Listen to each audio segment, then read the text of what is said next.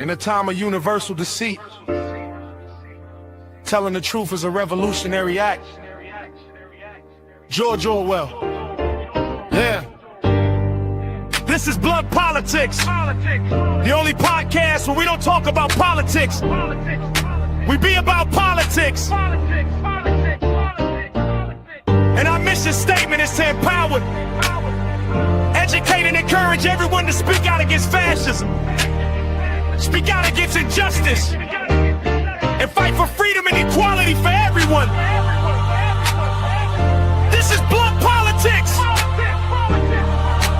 and we ain't stopping till they put us in the grave. We ain't gonna be quiet, and we ain't gonna be scared, and we ain't gonna go along with the crowd.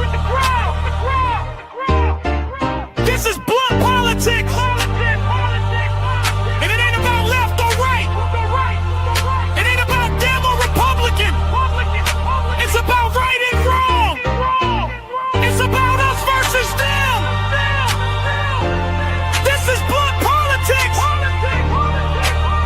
All right, what's happening, guys? What's going on? Let's get right into what's going on. We got a whole new crew to say hi to, I believe. If everything went right, if everything's going right, we should be live on Substack as well today. So what's up, Facebook? What's up, YouTube? What's up, Twitch? What's up, Instagram? What's up, Substack? I appreciate you guys. Thank you so much for taking the time out of your day. It is Tuesday. It is March 24th, and you have made it through another day, and now you got to deal with some more bullshit. You do. I'm sorry. I got to have to be the one to bring you the bad news. But unfortunately, that is the reality that we see ourselves in right now. So if you guys could filter in, hit that like button, whatever platform you guys may be watching from, hit the thumbs up, subscribe, follow, whatever it is, it would be a big help because we got a lot to talk about today, a lot to discuss. Before we get into all of what we're discussing, what do you say we say hi to the fabulous chat, the people that keep us running here at Blunt Politics. What's going on, guys? How are you? Nice to see you as always. Good to see you. There you are. What's going on, peeps? What's up, Pam? What's up, Greg? What's up, Jamie? What's going on, you guys? What's up, Yakov? What's happening? The Soul Craft. Leron, what's up, dude? What's up, Alyosha? Appreciate everything that you do, my friend. Thank you, Veronica. What's up, Pam, over there on Twitch? I see you. Allergy season. I'm suffering. I'm sorry, Pam. I'm sorry, but I guarantee that you are not alone, okay? I can guarantee you that. I'm sure there are many people in the chat right there with you. What's up, Victor? What's up, Colleen? What's up, Bethany? How are you, dear? How's everything? Appreciate you guys. Yes, we get a lot to talk about. First and foremost, thank you to the mods, as always, for doing everything that you do, keeping that chat a safe place so that we can build a broader coalition, a bigger community like the one that we've started to build here. I do appreciate you guys. Again, if you're just joining us for the first time, I'm Boston Brian. This is the Blunt Politics Podcast. We just kind of sift through the bullshit, the propaganda of the mainstream media. We try to give you it as real and as honestly as possible, hence the Blunt Politics aspect of this thing. But yeah, we got a lot to talk about. Unfortunately, none of it really good. None of it really good. There's a few uplifting and few kind of positive clips that we have today. We're kind of clip heavy. We may be here for a little bit. There's a lot to try to catch up on. Again, anytime you have a day off or a day without a stream, it's like, I don't know, it's like you took a month off from streaming, trying to catch up again. But I do appreciate you guys. What's up, Triplia? I see you over there. What's up, Moms? What's up, Jen?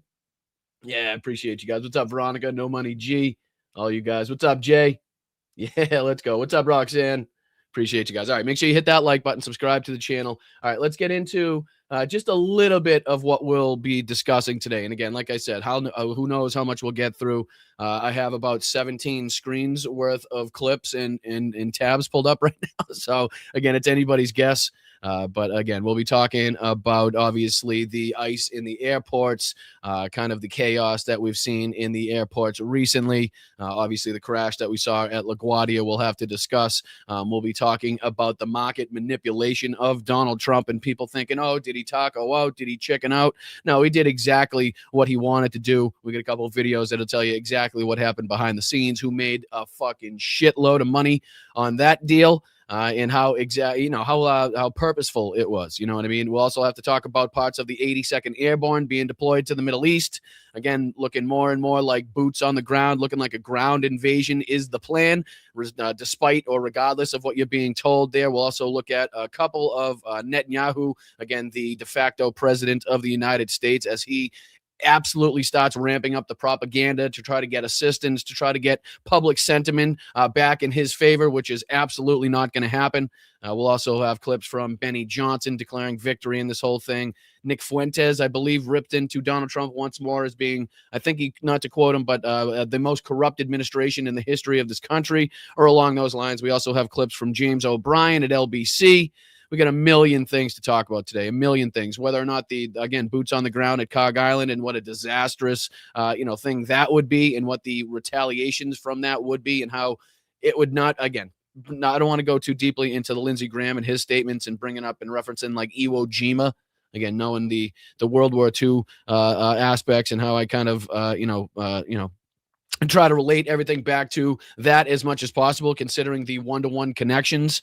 But it's just ridiculous for him to bring up that situation. So we'll be diving into a couple clips of that as well. All right, let's get into it. First and foremost, thank you everybody for being here. I do want to just let everybody know that if you if you have a buck or two, if you're in the financial position to do so, there's a few different ways in which you can contribute to the show. We try to do things the right way here. We have no sponsors, financial backers. We don't sell you products that, were sent to us last night, but we're going to tell you we've been using for the last, 10 years and it changed my life, nothing like that. So we try to do things the right way, basically based off of the benefit given to you, the viewer of this, and in the position that you're in. So there's a Venmo up here in the corner. If you can kick in a buck or two to the show, that's all I ask for. Anything above and beyond that's 100% up to you guys. I know we're all in a tough situation right now financially. We're just trying to do everything we can to make this a viable endeavor right now. So again, there's many ways in which you can contribute. The Patreon at patreon.com/Boston Brian. You can sign up for a YouTube membership just underneath me. It's less than a gallon of gas right now for a month. For you to have a membership for a month. You can also gift memberships in the chat. You can do super stickers. You can do super chats, the whole 9 yards. So again, self-promotional bullshit. One more thing before I forget, let me throw this on the screen too, because per popular request, I know a lot of people have been asking for this. Jesus Christ, I have so many things pulled up today. Let me see here. Which one is it? It is, right here. Let me throw this one on the screen. I'm gonna lose all those tabs. I know I am at some point today. I have so many pulled up, but a lot of people have been asking, and a lot of people are gonna get it. If you go over to bostonbrian.com, you can also now go over to the Blunt Politics shop. And once again, the merch shop is open right now. It is kind of in its early stages. So I think there's a few different t-shirt designs on there. We're going to be adding hats and mugs and stickers and stuff like that. So again, just a way to try to make this show viable, to try to keep this thing going, to try to do it the right way, where again, we're not taking money from outside sources. No one can sway my opinions. Nobody can sway what I can and cannot talk about. Again, this is done in-house. Everything is in-house. So again, if anybody's kind of been wanting it or requesting it, or kind of wants to get back at it, and again, if there's anybody else that still had unresolved issues from last time, please reach out, because we'd like to get those taken care of as well. But the Blunt Politics shop is open. All you got to do is go to bostonbrian.com. There's also a link that I'm sure the mods will be dumping in the chat as well.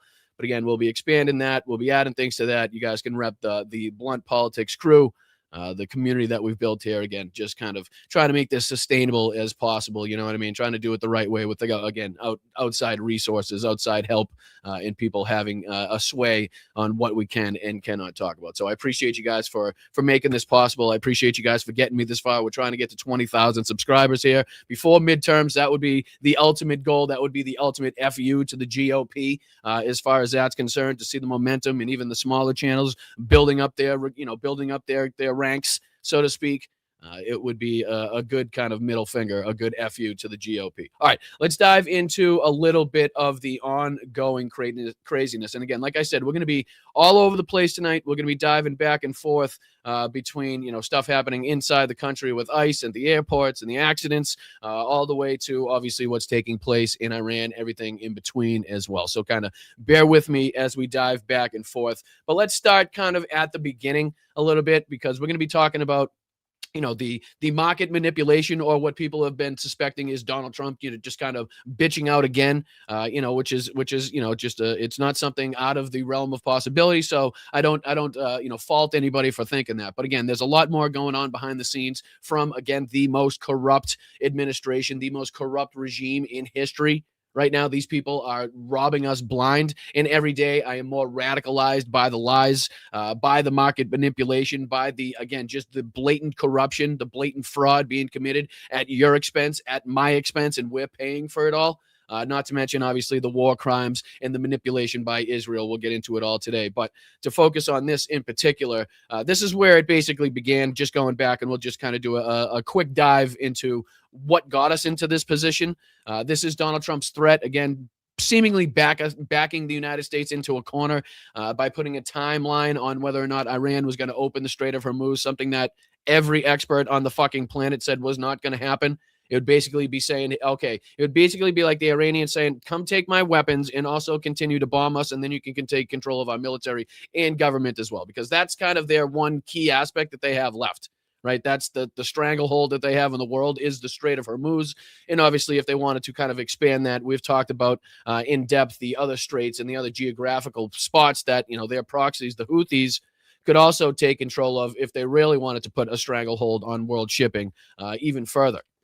But this is, again, the threat Trump put out a couple days ago, giving them the 48 hours, yada, yada, yada, or we're going to start attacking their various power plants. Again, clear evidence of a war crime posted by the United States right there, not to mention the ridiculousness of now having to either follow through on that or to come out with some excuse. Well, again, people are suspecting that the excuse that he came out with, which was the post here, I think it was this post, everybody's talking about, where he says he's pleased to report that the United States of America and the country of Iran have had, over the last 2 days, very good and productive conversations regarding a complete and total resolution of our hostilities in the Middle East. Again, something that the Iranians came out right away and said was absolute horseshit.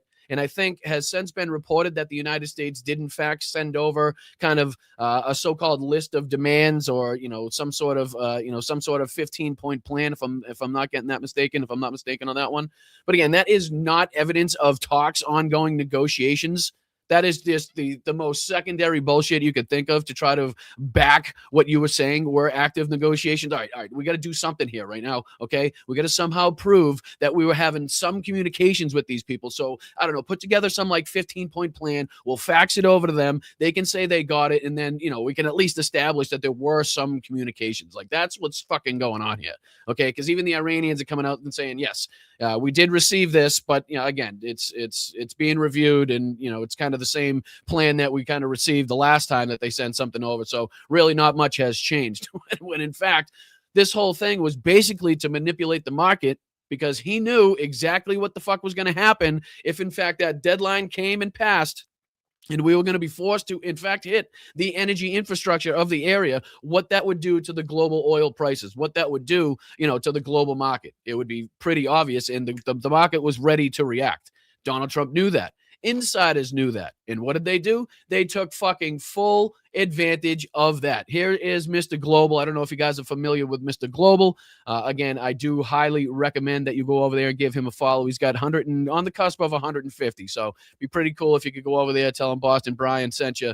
We could get him to 150,000 subscribers again. As Hal says, a rising tide lifts all boats. So again, the more that we could help these people that are helping us with substantial and factual information, the better off we're going to be. So he's been somebody that's been consistently posting about the bullshit, not only spewed by the Trump administration, but also the oil industry and what was really going to take place and what might be taking place behind the scenes. Well, here he is with a short video. This is only about 3 minutes. So again, don't get your panties in a bunch. This is Trump's 48-hour ultimatum was all part of a scam, not a taco. So this is not Trump bitching out, or again, it may be a little bit of both, right? Again, I'm not kind of out of the camp of saying it could be a little bit of both in this regard. Like this was the out given to him. But again, we'll let Mr. Global do it because he's very, very good at explaining this stuff. So again, he's an oil expert, worked in the oil industry. I'm not exactly sure what his current title is, but I do know he's got substantial knowledge on the insights and the inside tradings of what goes on in the oil industry. So again, here's Mr. Global. Let's just see what he's got to say. What's his take on this and what happened with the market? Who made a buku amount of money on this because they knew what was going to take place, and why Donald Trump came out with this statement when he came out with this statement. All right, let's dive into it. Listen, Donald Trump did not taco on the 48-hour ultimatum. It was never a thing to begin with. That was the first piece of the scam that was the market manipulation that went on this morning. I understand people think he tacoed. He didn't. It was part of the plan. After Donald Trump's 48-hour ultimatum, oil prices were set to increase drastically today, as by this evening, we were supposed to be taking out a lot of Iran's electric infrastructure, which would be a huge escalation and, of course, result in a response from them hitting a lot of oil infrastructure. This was all part of the plan. And then Donald Trump early this morning comes out and says, we've been talking to Iran.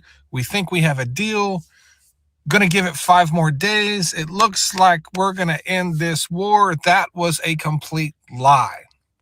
Because minutes before Donald Trump made his announcement, and again, this isn't the first time that we've seen something like this, right? So this isn't like, okay, let's kind of reveal something that nobody knew about. This is just kind of the next iteration. This is the next steps and how they're manipulating it behind the scenes. And this could very well be, the people surrounding, I kind of equate it to like the old and like senile substitute teacher, and like how the people and the bullies in the class would take advantage of that, obviously. Like, I feel like we got a lot of that going on. Like, Donald Trump is the old senile substitute teacher that everybody around him is using for their fucking benefit and kind of manipulating so that they could do this and make money off of this and get this power and use this jet to go here, whatever it may be. Like, they're just fucking manipulating the shit out of this guy. And again, not to say that he's not going along with it happily, to get the kickbacks and to make the money that he's making off it. Absolutely.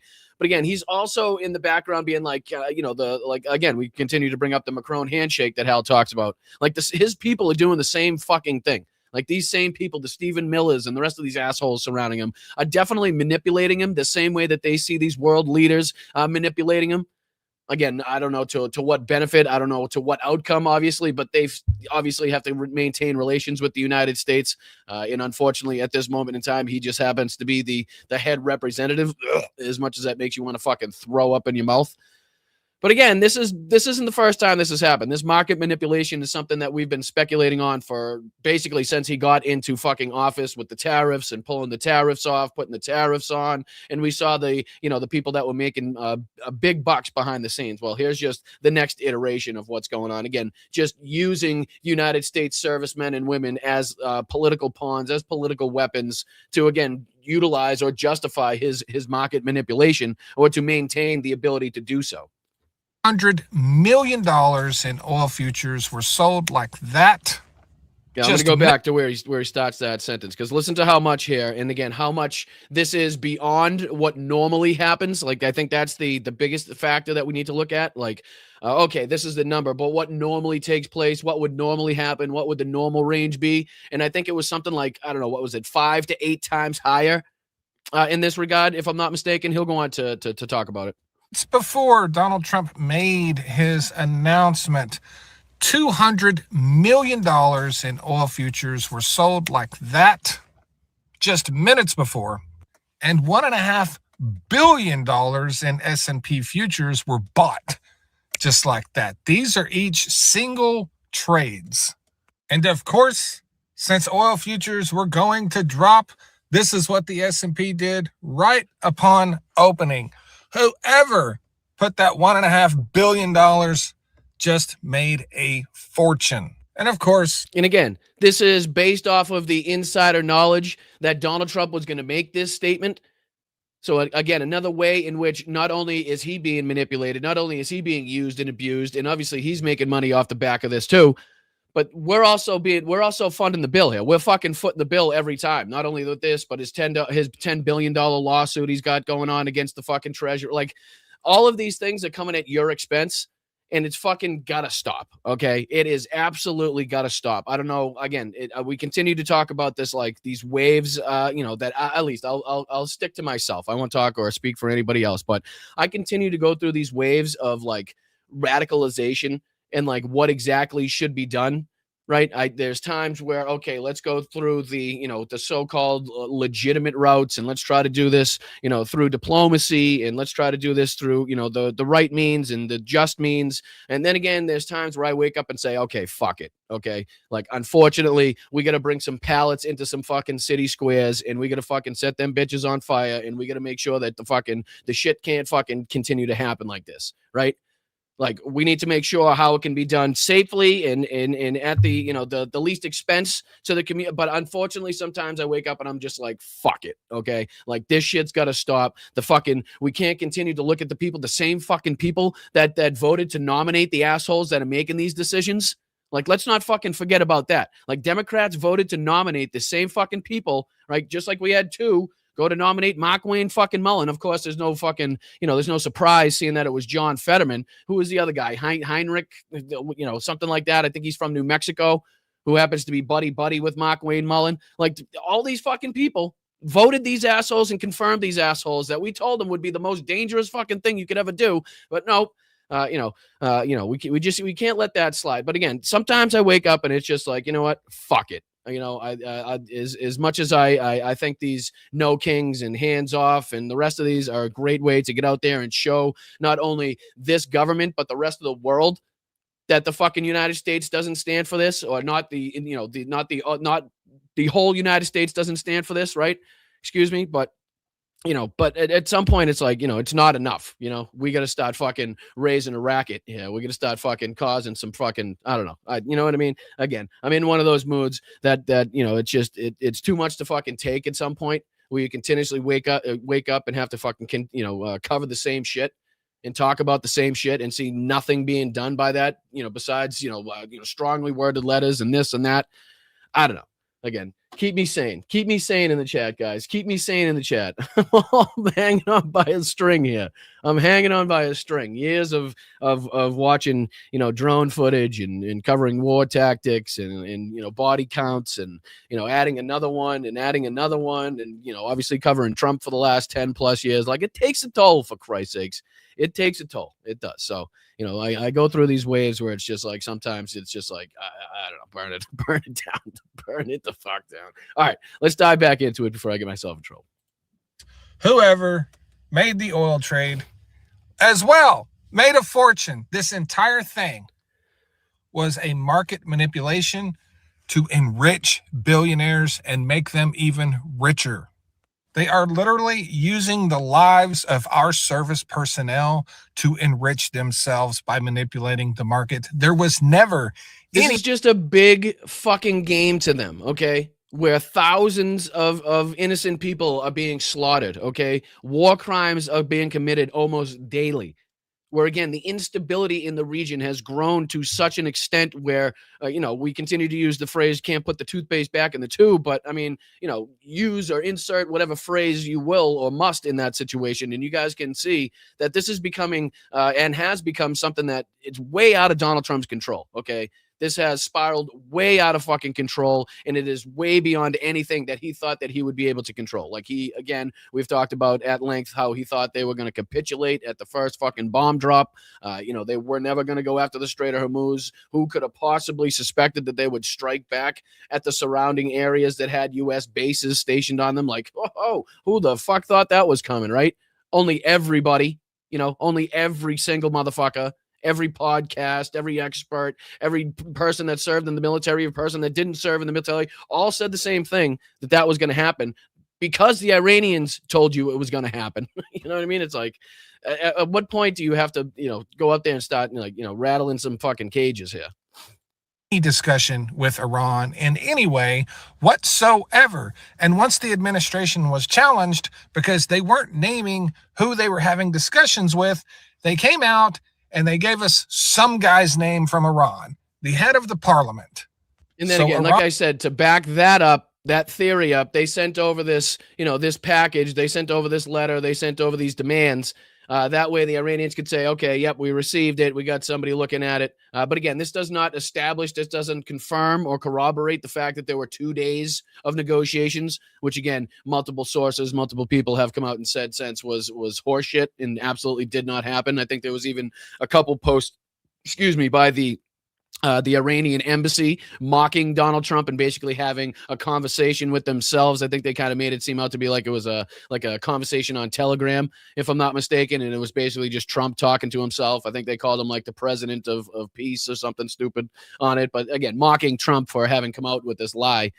But it's something that they continue to utilize, in the background, not only the destabilization, and this is why they reported. Like I said, it's not just Mr. Global talking about this. You can go through any number of articles, Business Insider this week, Yahoo Finance, CBS. All of these people talking about the same thing. Kalshi, actually now, that Kalshi, which is a gambling website, if you're not familiar, has now, kind of been forced to put in new guardrails, basically to prevent insider trading and manipulation in politics and sports.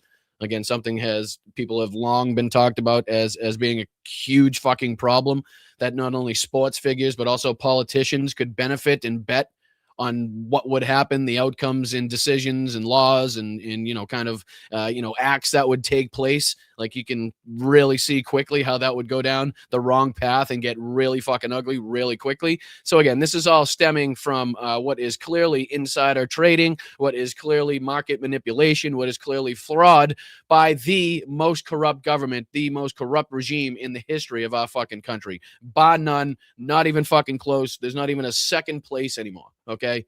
We got to start counting. The next person might be at 11. Donald Trump's regime now has the top 10 spots in the most fucking corrupt governments in the history of the planet. He's got the top 10, and then 11 we can think about somebody else that's been doing the same thing kind of, but only at a lesser level. All right, let's jump on to this next clip here. This is something that I was kind of excited to dive into with you guys as well, because as you know, big fans of James O'Brien on LBC here at Blunt Politics. Shout out to James if you watch. I know you do. I'm kidding, guys. I'm kidding. I know. But one can hope and wish. But he kind of says it like it is. Let's just call it like, he puts it only the way a Brit can, you know what I mean? And we enjoy his bluntness. We enjoy his not beating around the bush, let's just say. I was actually pretty surprised again to see, I think it was this morning, I caught a little bit of Don Lemon's live broadcast, and he was playing a little bit of James O'Brien. I caught the end of it, but he was kind of like seemingly just learning about James O'Brien, which I was surprised to see, considering obviously Don Lemon's long-standing career in media.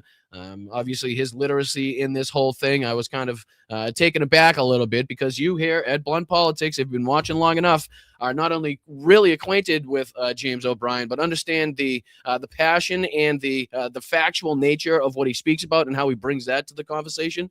But again, he's doing this while also trying to cover what's going on, and mainly covering what's going on in his own country. And he does it somehow diving into U.S. politics way better than any of the mainstream media in this country does. It's silly to say that, but it's true. It really is. The guy is he's incredible at what he does, and being able to kind of, again, outmatch and outwit the U.S. mainstream media at their own game. So again, here's James O'Brien. We're just going to play the first, I think, few minutes of this, where he kind of, again, gives his update and gives his opinion on what's going on with the Iran war and why we're here. Okay, check it out. All right, again, hit that like button. I'm Boston Brian. Please subscribe to the channel. If you find yourself watching for a little bit, if you like what you're hearing, if you like what you're seeing, you don't have to subscribe right away. Give it a shot, give it a chance.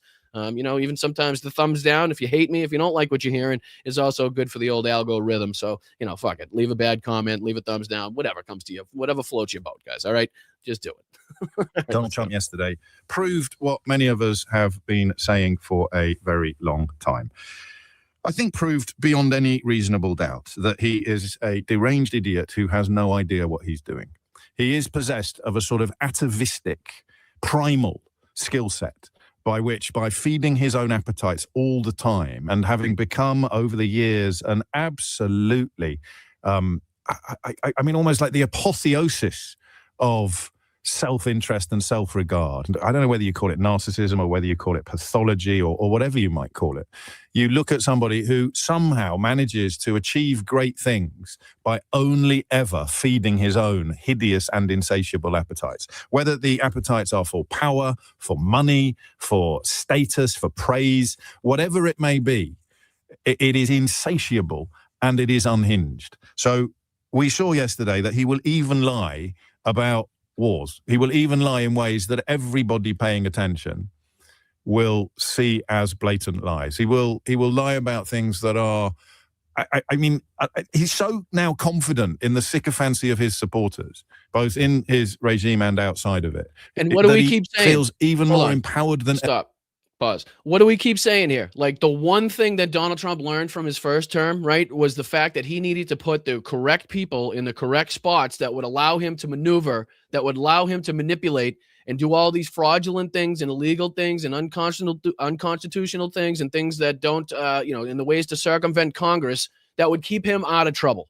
And he's got those same people in there. And again, we see another in Mark Wayne Mullen, who's definitely not going to hold Trump's feet to the fire. Just another fucking sycophant, just another moron in there who's going to do the deeds and the bidding of Donald Trump, the same as the rest of these fucking sycophants. And they're not going to fucking do anything to stand up to him, right? They're not going to do anything to push back. They're not going to do anything to say, hey, that might be illegal. Maybe we shouldn't do that. That would be bad to the fucking people we're meant to represent, right?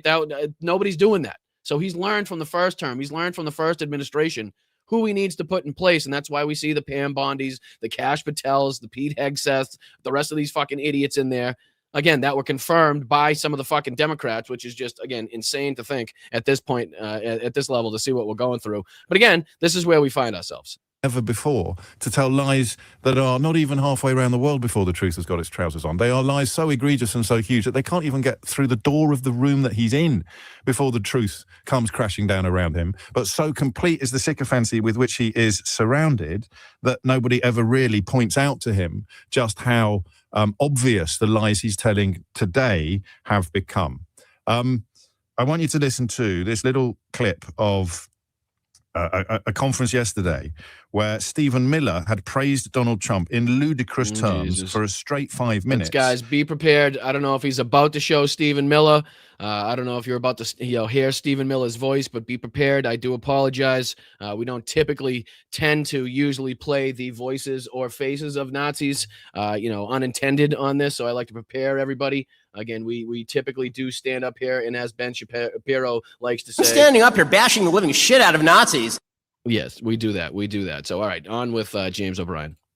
At which point he turns to Kash Patel, who runs the FBI, and literally says to him, so, Kash, see if you can top that. That's a tough one, Kash. So, Kash, see if you can top that. Oh, this is the North Korea moment. Okay, this is the utter sycophancy North Korea moment where basically Pete Hegseth was up there slobbing on Donald Trump's little mushroom pecker for about 15 minutes, and then basically what Donald Trump said was, "Hey, Kash, can you do any better, sweetheart?" Okay, that's basically what's happening here, and Kash Patel got the message.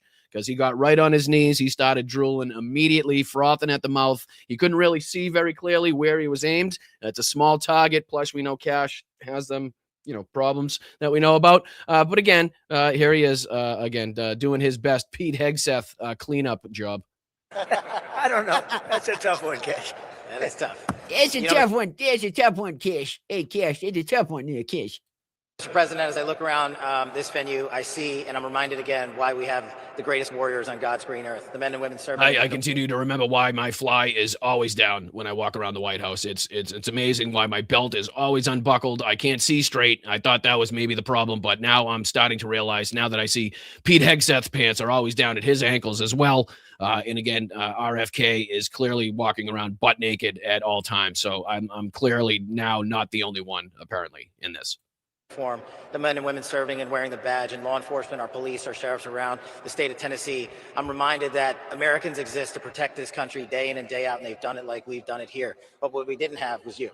We didn't have a commander-in-chief. Oh, what we didn't have was you, boss. Oh, tissues. Give me a tissue. What we didn't have was you, boss. Boss, you've done it the best way you could possibly do it. Nobody's ever done it like you, boss. You actually made me see straight, boss. Blue, who resourced the blue, who funded the military, who did whatever it takes to save He didn't fund the military, jackass. He rebuilt the military. Get the fucking talking points right, okay? If I can get him down after fucking 10 plus years of covering this asshole, you should be able to remove your fucking face out of his asshole just for 2 seconds so you can get at least the talking points and the rhetoric right, okay? He rebuilt that military at least 25 times now. At least. It's being destroyed by some regard right now, but don't worry, he'll rebuild it again.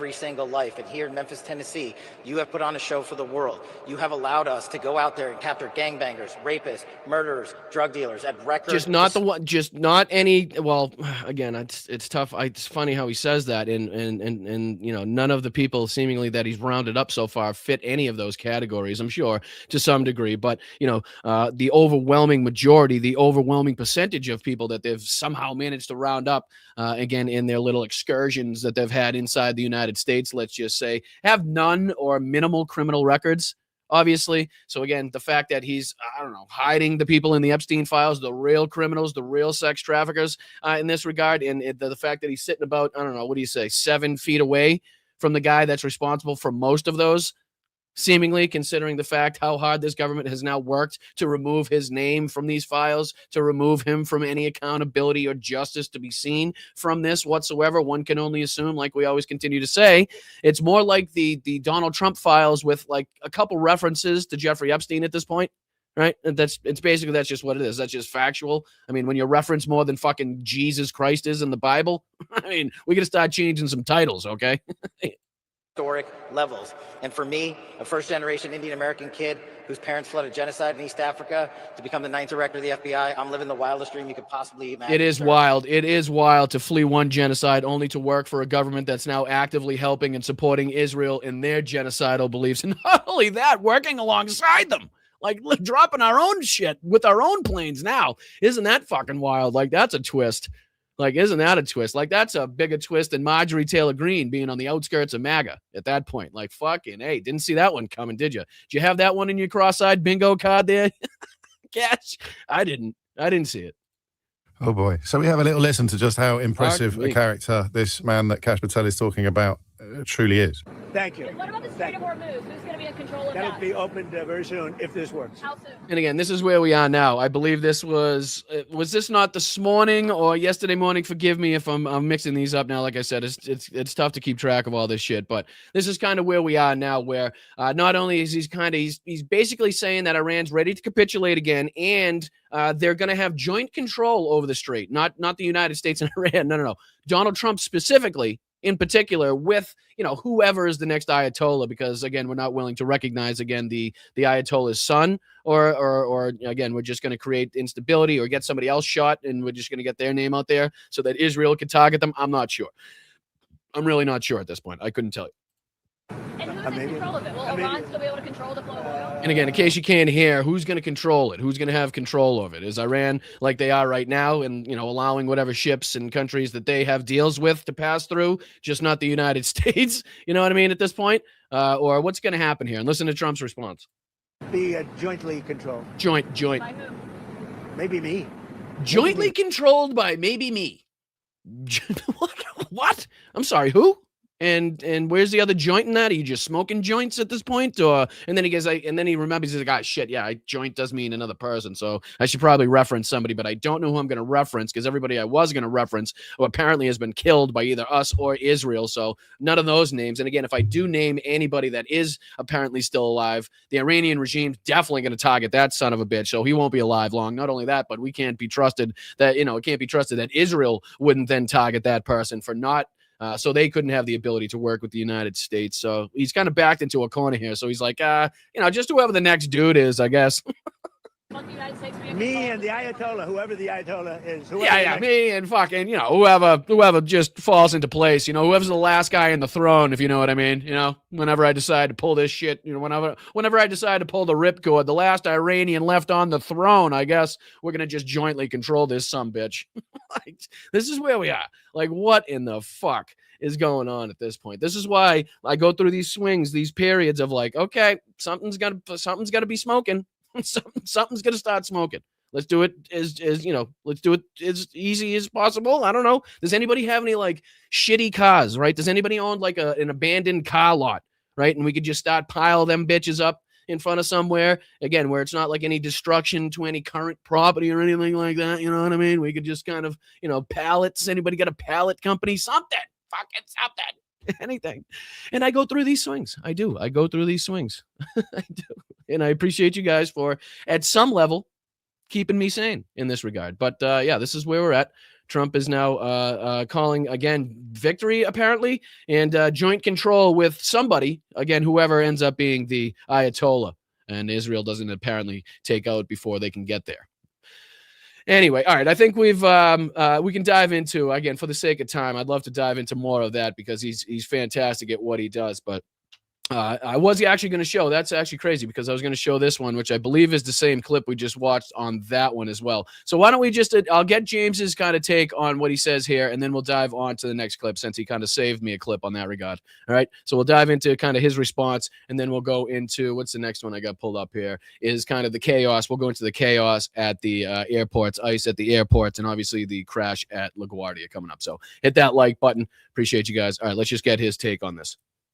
The next Ayatollah. You think I'm exaggerating? You know that I'm not.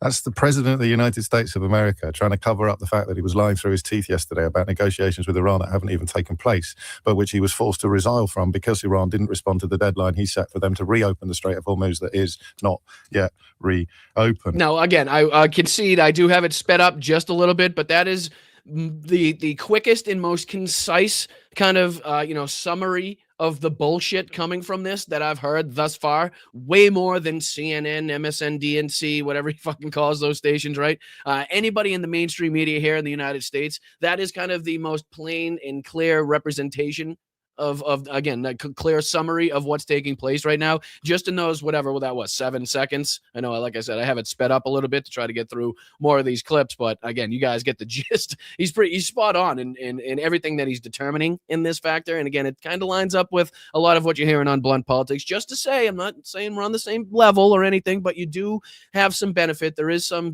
signs, some examples where it's like, I do have a reason. There is purpose in watching, Boston Brian over there at Blunt Politics, not only the beautiful community that we've built, but also the stuff that we hear about. Maybe we hear that before we hear it from some of the bigger channels or some of the more mainstream platforms out there. So you have a little bit of insight early on there. Not saying all the time, but sometimes we kind of, we hit the nail with the hammer here. All right, let's dive into some of the chaos that we've seen recently at the airports. I don't know if anybody's had the displeasure or misfortune of having to travel in the last week or so.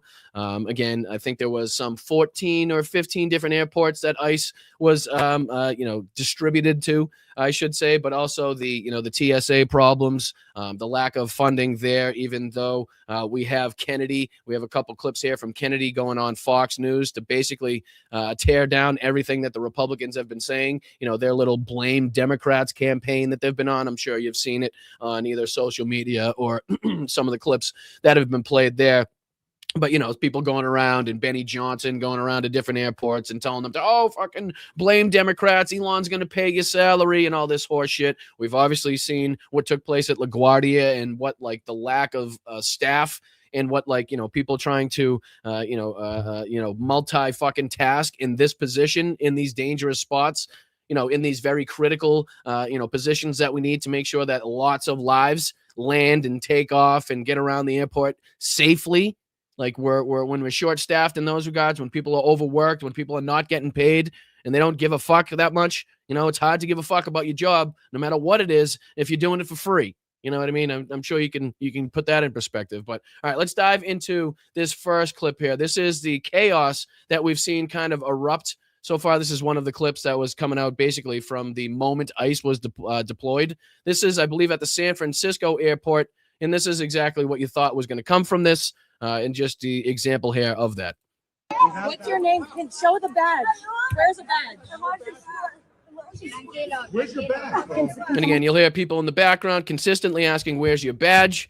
These people in no way, shape, or fucking form look like law enforcement, look like federal agents. My instructions in this fucking position would be to punch anybody square in the face that you see trying to kidnap somebody without, proper fucking ID. Without, announcing themselves as such and showing you the proper identification or being dressed, I don't know, in maybe a fucking uniform. I would say walk square up if you got the balls to do it, if you got the knowledge and the know-how to do it, and punch these motherfuckers square in the mug, okay? Because you could be saving a life.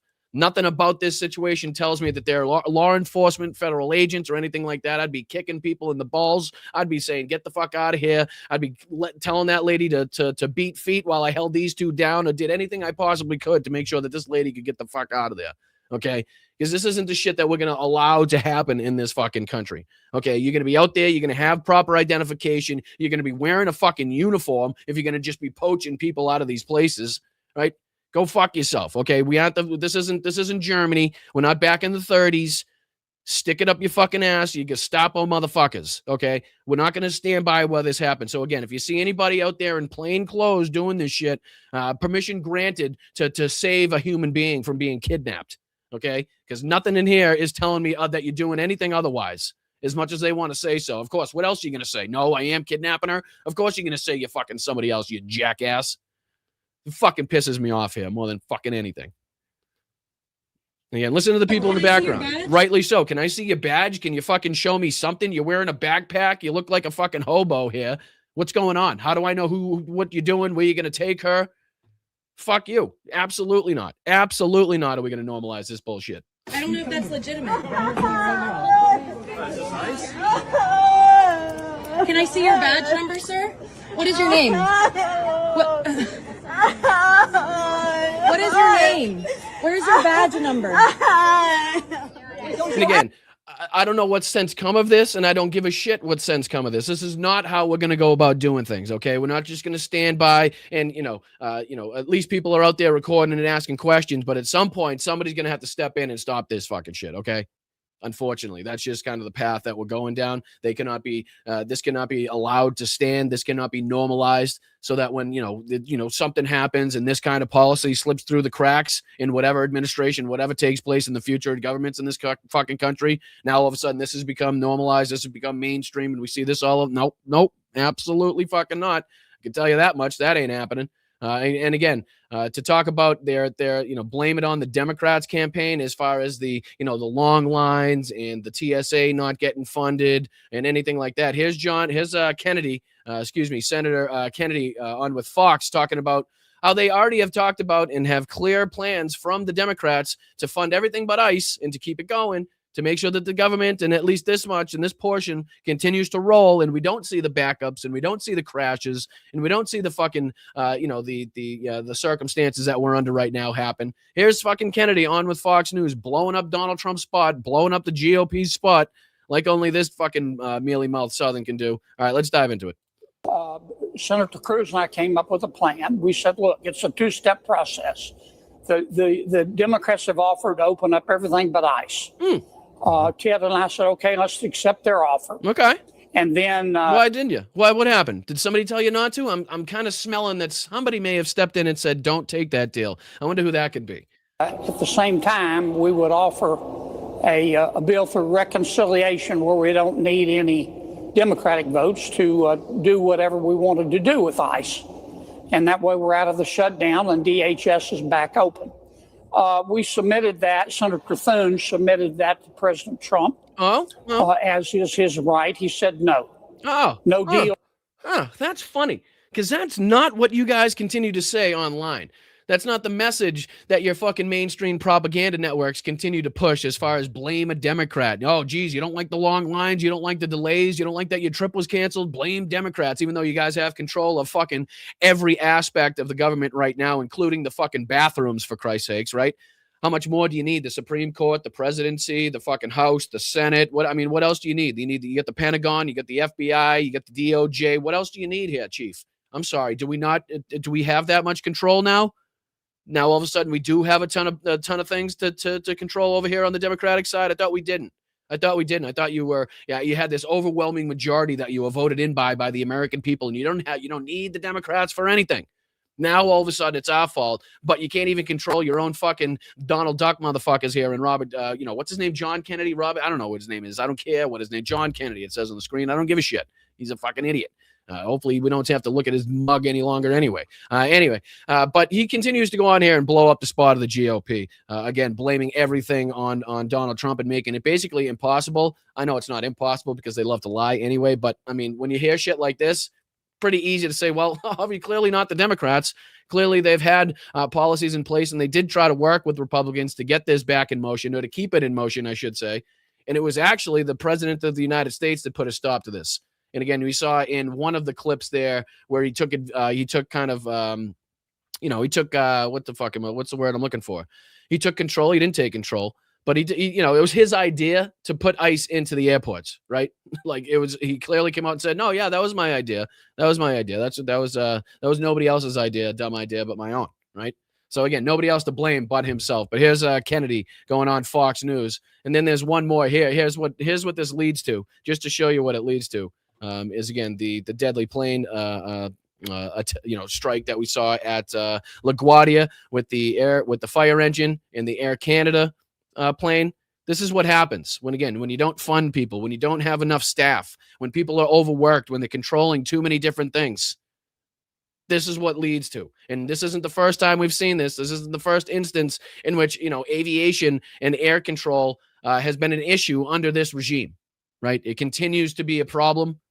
Duffy continues to fucking, show any lack of leadership, any qualities whatsoever that would show us that he's, supposed to be in this position, or that he's worthy of the position whatsoever right now.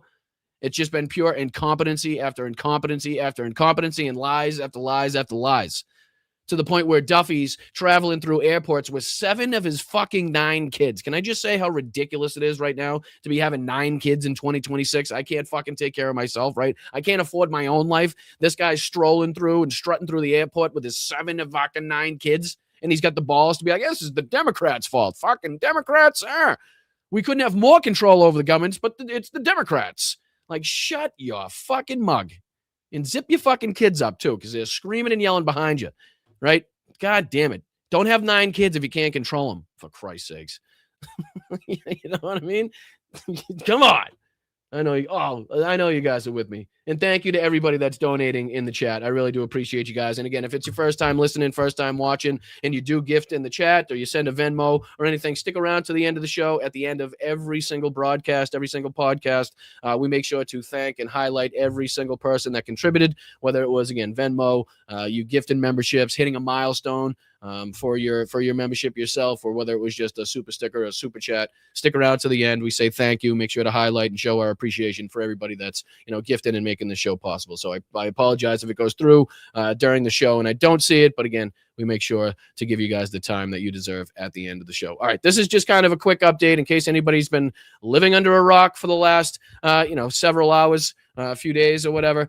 This is a little catch up, a little summary on what took place at LaGuardia. And again, just a clear example of what happens when you don't staff the right positions and you don't focus on these very important and critical pieces of infrastructure that we need to maintain safety in these circumstances. So again, this is just a little recap of what took place.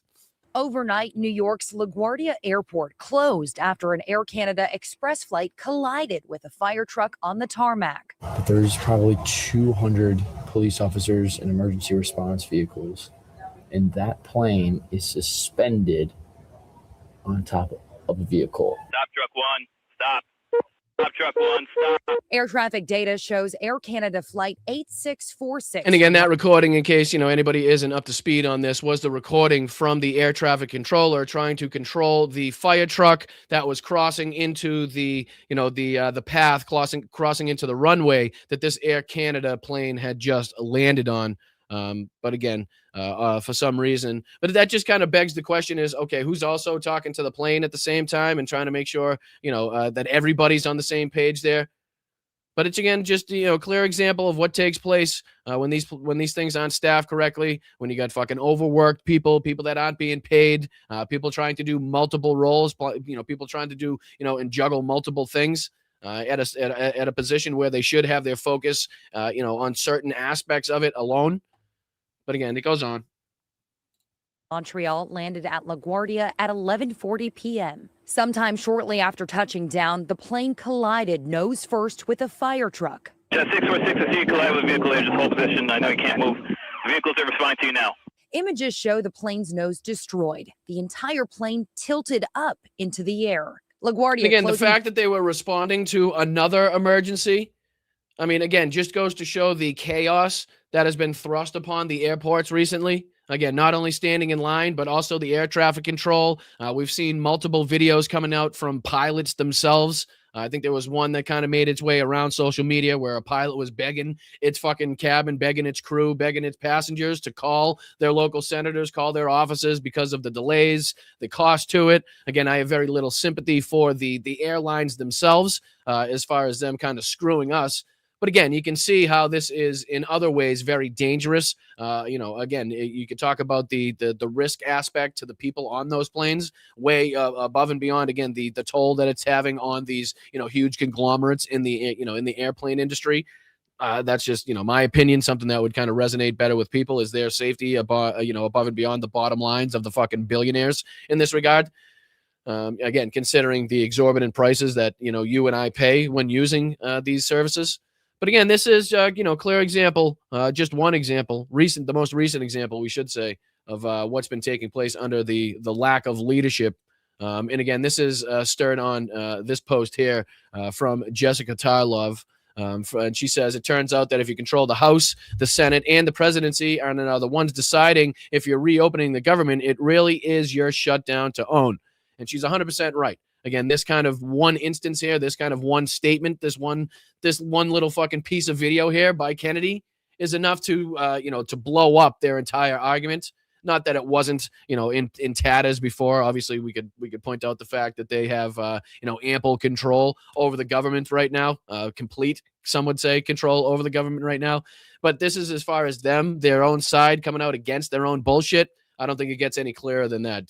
Kennedy being like, nope, everything was all set to go. Us and, me and Ted Cruz were ready to sign this shit. And fucking Donald Trump said, fuck no, absolutely not. We don't want to see these people, not sit in lines for at least 17 hours and missing all their trips and shit. We want to continue to see that, which is another reason why you continue to see videos like this, ladies and gentlemen. Good little segue into this. We've shown a few of these kind of recently on the show. Probably the most prominent was the woman at the gas station who come out and said that she was a 3-time Trump voter and that basically she was the idiot for believing any of his bullshit, considering where he's gotten us into right now. So there was that one. There was a few of people coming to, the realization of what they voted for. And again, the fact that we have, the inability to have sympathy and empathy at this point for these people is not the issue at hand. It's basically the fact that even these people who I believe this guy is a 3-time Trump voter, it says in Texas, who was propagandized, who was manipulated, who bought into the bullshit, what he's now facing in his daily life. There was also a couple, I want to say from Pennsylvania, if I'm not mistaken, that also went viral.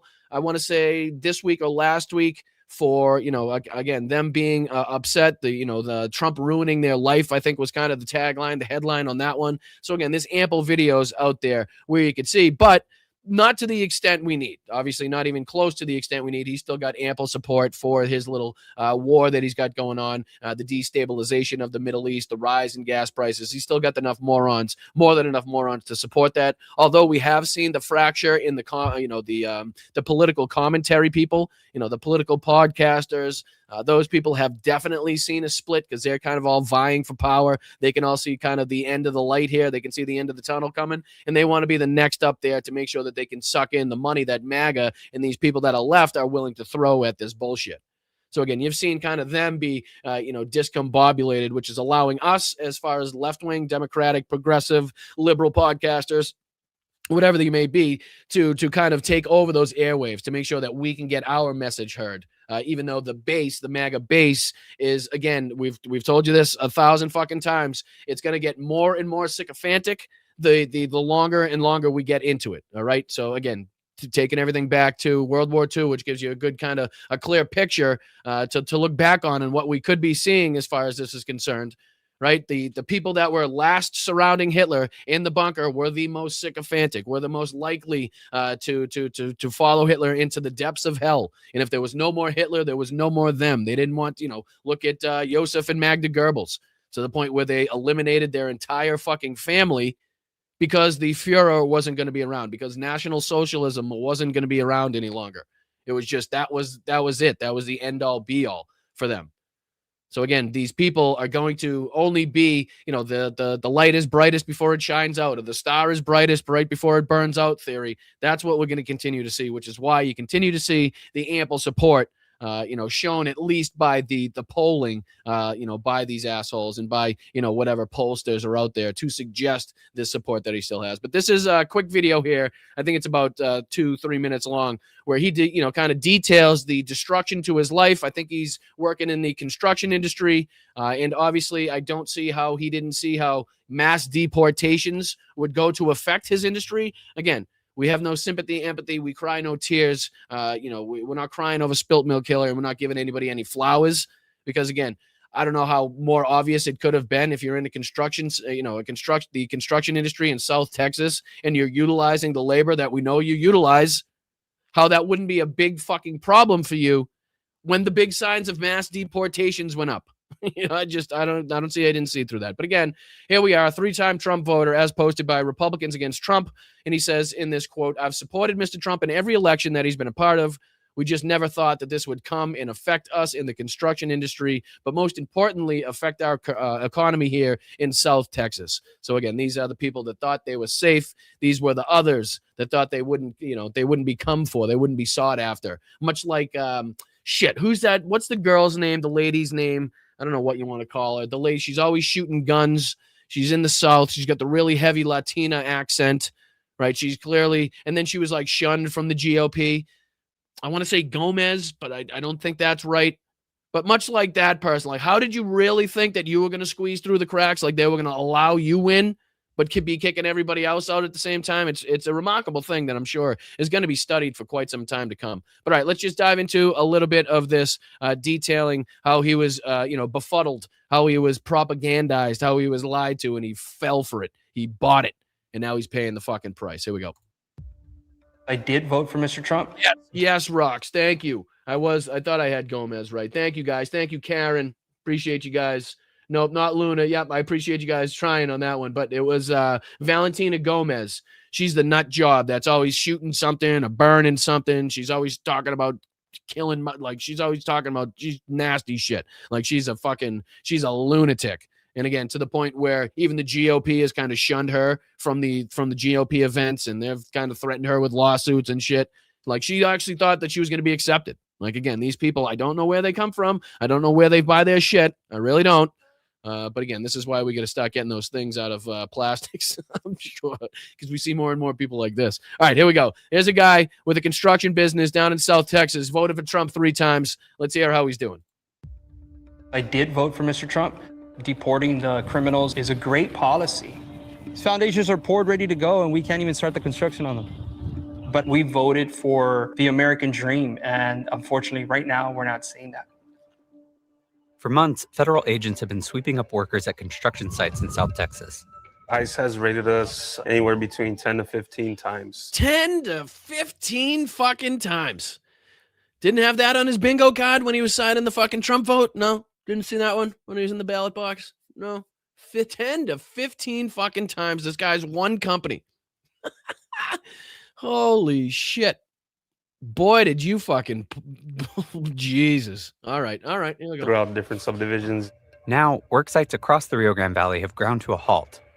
And that's got some Trump supporters in this midterm battleground changing their mind. And again, just to reiterate and to make clear, I'm laughing at the stupidity that you need to have in order to think that you will be saved. Like you will somehow find some grace. You will find this like place of solace. You will somehow find this fucking haven that none of this shit will take part in. Like you will be removed from all of the bullshit that you voted for. So again, that don't please mistake my laughter for anything that is humorous as far as the degradation of humanity that we're seeing in these videos, because that's not the case. It's just, again, it's mind blowing to me, and I do, like we continue to say, I do think it will be studied for quite some time on how you could possibly buy into this shit, right? I know a lot of money, a lot of time, a lot of billionaires have put a lot of resources into making these people believe this shit, as far as Fox News, OAN, RSBN, Wall Street Journal, whatever right-wing outlets you could possibly think of. A lot of time and energy and money is thrown into this. And again, on some hand, it's kind of, I do find myself wanting to give them some grace. And then at other times, it's like, absolutely not. And I think it's not kind of a black and white issue, but on something like this, it's like, how the fuck? Like, you're running a fucking construction company in South Texas. Clearly, nobody even has to look to see what kind of work and help you're utilizing down there to keep the costs down, right? So, and you thought the big signs that said fucking, mass deportations, that you thought that was somehow going to be beneficial to you, or at least, in the very least, wasn't going to touch or affect you? Like, I don't understand that. I don't. These people would just show up to our job sites with no warrants. Yeah, crazy. All our workers, even the workers with proper documentation. Huh. Even the ones with proper documentation. That's fucking funny because, again, as you hear, the people that you voted for continuously say, they're consistently talking about do it the legal way. You can come here. We just want you to do it the legal way. Do it the right way. They consistently say this. If you're in the chat, if you've been anywhere in and around politics for any amount of time, I'm sure you've heard this. Okay, we have no problem with immigration. We just want you to do it the right way. Do it the legal way.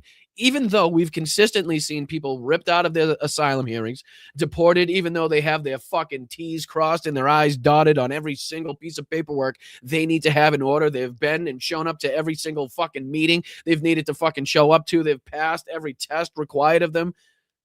And they're still getting deported. They have no criminal records. People fucking, as soon as they walk out of the courtroom, are being rounded up, right? People that haven't even been here long enough for them to have, been to the asylum office or to go through the asylum process, being rounded up. So again, it's crazy how you come into this realization now that even people with proper documentation are being rounded up against the law, against the Constitution. Right? That's crazy. Many who work in the construction industry here told us they largely rely on immigrant workers, some of whom are undocumented. DHS did and again, talk about the understatement of the fucking century, right? Some of whom are undocumented bull fucking shit. How about the vast majority are undocumented? Okay. I've worked long enough as a construction worker, as somebody doing masonry, as somebody doing roofs, right?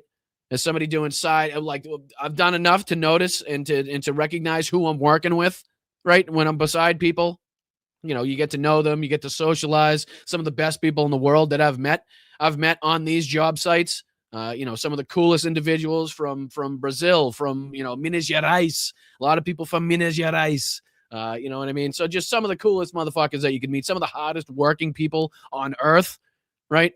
From the moment they get up to the moment they rest their fucking head down on the pillow, it's just go, go, go. And they don't need much to sustain it. They don't ask for much to sustain it. Like, again, to say that like some of their workers down there in South Texas are, undocumented workers is again, the understatement of the century in that regard. Respond to the Times request for comment. But in a previous statement, it said these raids protect the nation's workforce. I've supported Mr. Trump in every election that he's been a part of. We just never thought that this would come and affect us in the construction industry, but most importantly, affect our economy here in South Texas. Why? Somebody's going to have to answer that question for me. Fucking why did you think that? Why, like, what made you think that it wasn't going to affect you when he was talking about deporting, mass deportations in the areas in which he was talking about? Heavily Latino influenced areas. Like, you didn't think in South Texas that was going to be a target? I'm sorry. How? Why? Again, I'm just so confused in all of this. I know I don't have the correct education, the proper education to dive into the human mind to the degree that I need to figure out, how this process works exactly. But again, boy, would I like to have that knowledge. Seeing a reduction of almost the 60% of our volume on the residential side of our business. 60%. So again, when they're talking about building homes, when they're talking about construction sites, and Donald Trump's going to be the boom master. We're going to boom, baby. All these things are going to be fucking booming under Donald Trump. Well, again, 60% cut, 60% reduction. And again, this one company's ability to conduct or build residential businesses or, residential homes or anything like that. It doesn't really bode well for, the housing crisis that we're continuing to see in this country. We applied for bankruptcy in December. We saw a drop in sales of about $5.3 million. For 40 years, we had never laid anybody off, and until this happened. 40 years without laying somebody off. Again, I haven't fact-checked that. Don't know if that's corroborated. But again, a wild statement to make if that's not fucking true. But 40 years without having to lay somebody off until Donald Trump waddled his fat, orange, decrepit, fucking deceased ass into the White House for the second time. Right? 40 years, not a single time have they even contemplated, as far as this guy's face is telling me, laying somebody off until, again, the fucking, the Fuhrer himself, Mr. Businessman himself came into power. Jesus Christ. If that doesn't fucking tell you something, I don't know what will. We were forced to. And beyond construction, local businesses say fear is keeping shoppers at home. And there's been a lot of loss of sales because of that. It killed us this year. Construction is one of the main pillars to the economy here. Everybody's hurting. In the Rio Grande Valley, two of President Trump's top priorities, the economy and mass deportation, are colliding as ICE raids upend the construction industry. And at a parade along the U.S.-Mexico border, Democrats are trying to capitalize on voters' frustration. The economic implications are huge. People who voted for Trump. And again, for the sake of time, we don't have to go into this entire thing. You guys kind of get the gist of what we're dealing with there. But I mean, it's remarkable to see here in these videos, these people, just continuously, coming to the realization because of their wallets, because of their own work, because of their own careers, and nothing else. Like, again, if it doesn't impact them directly, they would probably never come to see the light. Nothing would ever change as far as they're concerned. Much like we talk about, hey, how these Republican politicians, they never understand what's going on as far as the LGBTQIA or the trans community until, one of their sons or daughters comes out, or, they have somebody directly related to them that becomes part of these communities, that now all of a sudden they have to change their fucking tune. And now they see the light. Right now it's, now I understand what you're saying. But until that happens, they're strictly against it, and they're more than happy to demean and fucking denigrate those communities. And speaking of demeaning and denigrating, why don't we go on, unfortunately, to having to cover some of the de facto president of the United States. Unfortunately, the rail man in control right now, the real piece of shit in control right now, I should say. Shouldn't even give him the distinction, shouldn't even give him the respect of the title of a man, because he's not. He's a low-life scumbag war criminal. And of course, I'm talking about Benjamin Netanyahu. That's not him, but this is. He's got a few moments here which were just complete and total hypocrisy as far as I'm concerned. We continue to see him ramp up the propaganda to try to gain favor on the world stage, something that they have long since lost. I don't even think that is recoverable at this point, as far as the outright fucking hate right now for the not only Israeli government, but the people that do support as well what the Israeli government has been perpetrating and continues to perpetrate as far as this is concerned. But again, the bullshit that Netanyahu continues to push out there, and because it's Israel and because it's Netanyahu pushing it the most, that should probably tell you something as far as them talking about the strikes on the Diego Garcia base being well beyond anything that Iran says to have the capabilities of doing. Again, I see absolutely no reason why the Iranian leadership would come out and lie about this. They've been more than willing to talk about the strikes on civilian infrastructure in Dubai and UAE. They've been more than happy to take responsibility for the strikes on U.S. bases. They've been more than happy to take responsibility for strikes on the ships passing through the Strait of Hormuz. They've been more than happy to threaten to take over the strait, the Bab el-Mandeb, right, which would control 12% or so of global shipping. So they've had no problem so far taking control or taking, taking credit, I should say, for any of these other strikes and other actions. But in this one, they said, nope, why the fuck? That's basically double the length, the distance that we have the control to hit right now, the ability to hit right now. So again, everybody put on their tinfoil hats and started being like, well, again, who's the one talking about this? Who's the one that could stand to benefit the most by going out there and say, hey, look, the Iranians now have the ability to strike all of Europe or most of Europe, right? So now if you don't act, if you don't get behind Israel, now is the time. They're going to have the nuke. They're going to have bombs. If now's the time, they get the ability to strike who benefits the most from this? Again, it doesn't take much to read through the bullshit, to see through the bullshit. And I'm not saying that they lobbed this at Diego Garcia, the base themselves, but boy, does it seem like they're really out there ready and willing to push this bullshit to their benefit. I'm not sure if this is the exact clip here. I got two clips here from the president of the United States, Benjamin Netanyahu. And this is the first one. Shit, let me put this back up there. I moved it for some reason. All right, let me throw this back up there. This is, just one of the clips that I have pulled up. I forget what he actually details here, but I know it's hypocrisy. I think this is the one where he's going at Iran for striking civilian infrastructure in this, again, which is just pure and blatant fucking hypocrisy, considering what we know, not only Benjamin Netanyahu, but the government of Israel is responsible for and continues to be responsible for. We'll go on later to look at some of the Israeli settlers that are now, trying to burn down villages. We'll look at what's taking place in Lebanon. I mean, this continues to, again, spiral out of control. And again, even if Donald Trump were to kind of, pull the key, pull the ripcord and try to back the United States out, nobody right now has the trust that Israel themselves would stop doing whatever they are trying to enact or whatever goals that they're trying to fucking get through right now. Nobody has that trust. So, again, let's play this clip. It's only about a minute long of Benjamin Netanyahu, the president of the United States, bullshit, and let's call it out. If you want proof that Iran endangers the entire world, the last 48 hours have given it. In the last 48 hours, Iran targeted a civilian area. They're doing that as a mass murder weapon. It's crazy. It's almost like he's describing his own playbook. It's funny. He's got no tears to shed, right? Doesn't seem to be having a fucking bit of emotion at this possible moment.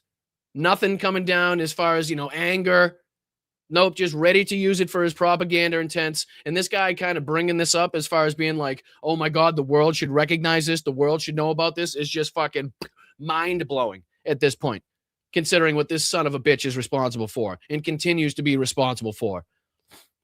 And again, as much as we're out here condemning any of these strikes on civilian infrastructure from any side, right, from any of the regimes now currently taking place in this, like the fact that he's out there fucking crying his little tears is fucking too much for me to bear at this point. It's like the hypocrisy is too fucking much.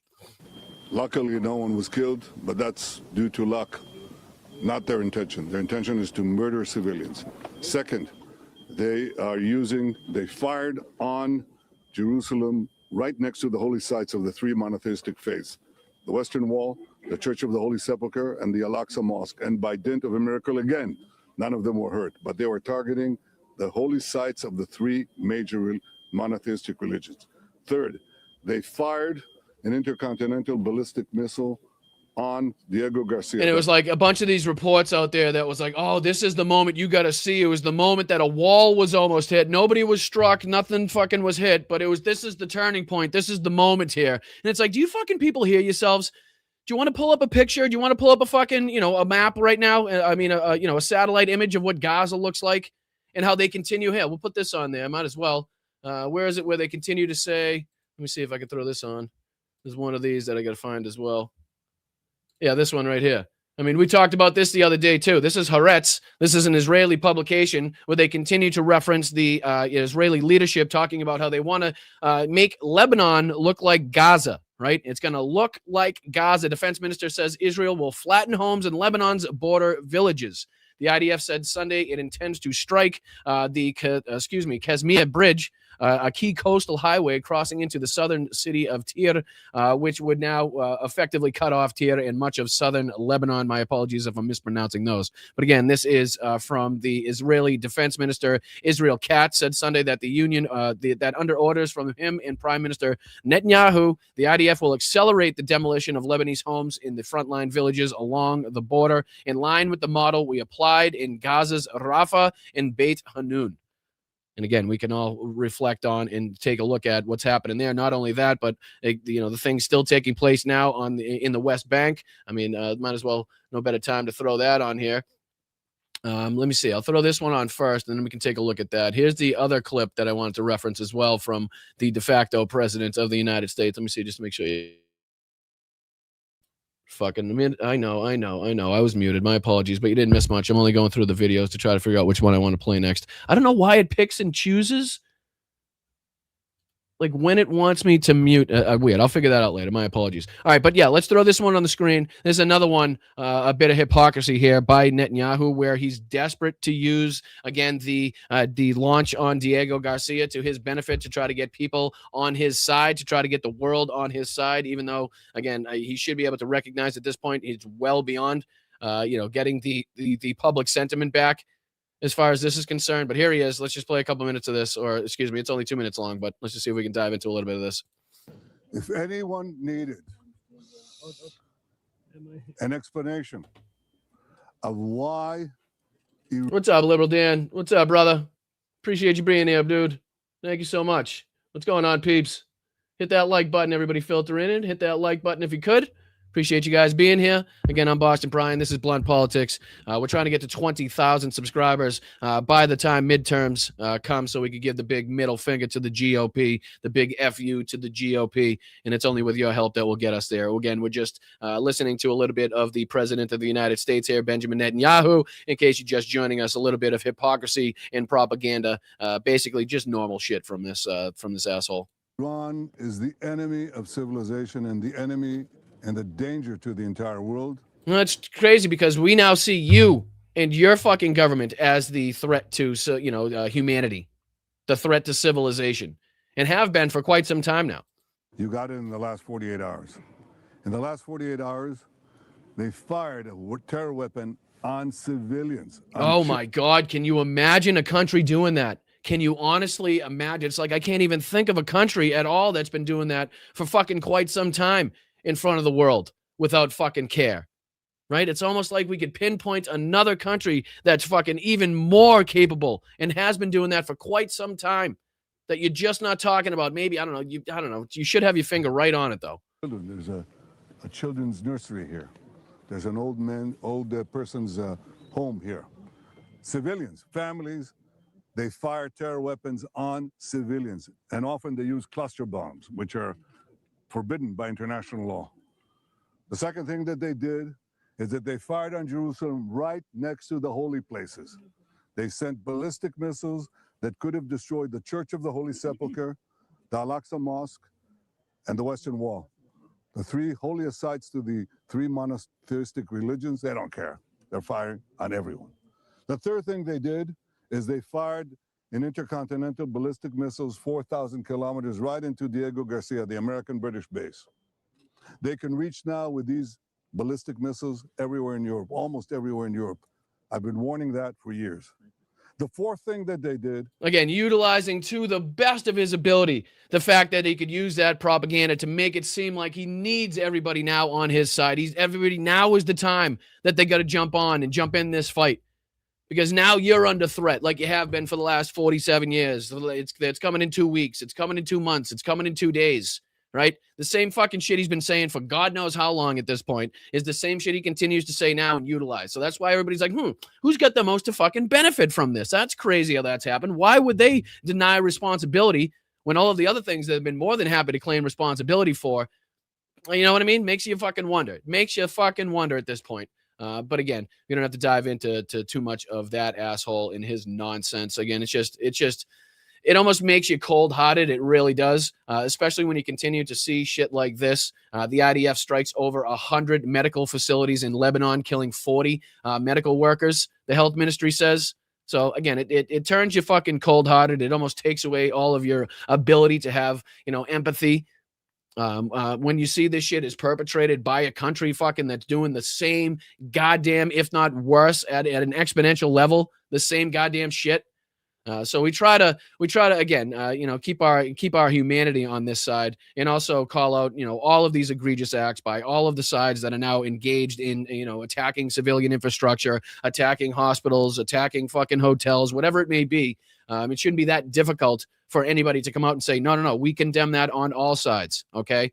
But again, that would have never been taking place if you guys did not attack in the first fucking place, okay? So again, two things can be true at the same time. We can also say, hey, yes, that's wrong. Yes, we call that out. Yes, that shit's wrong. Yes, it's against international law.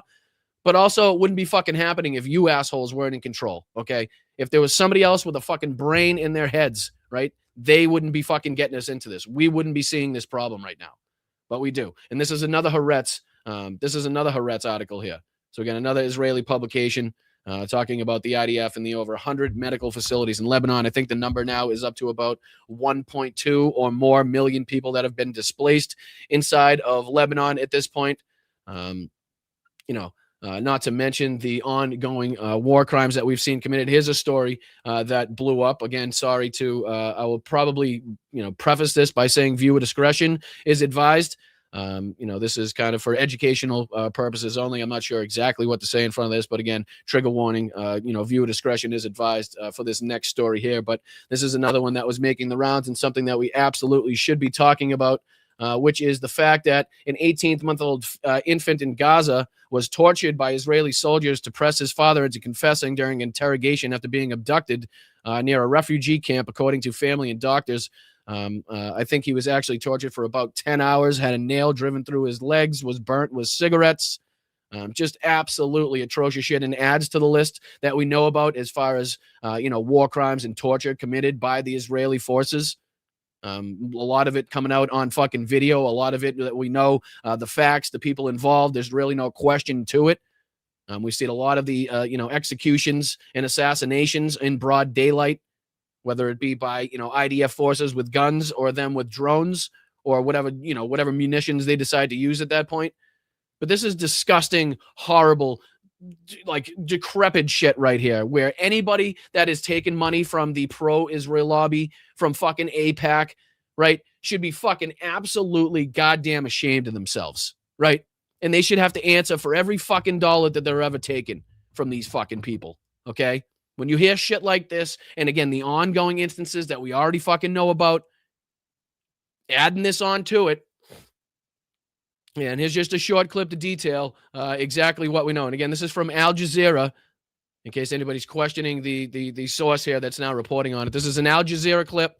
And again, take that for what it's worth. Take it with a grain of salt. But again, this is, this is the report out there. Jawad is a 2-year-old from Gaza. Doctors believe these burns have been caused by cigarettes and the wounds on his legs from he's literally got an entry and exit wound in his fucking leg, reportedly from the IDF driving a nail through his leg to try to pry out a confession from his father, reportedly for over 10 hours. Okay? 10 hours.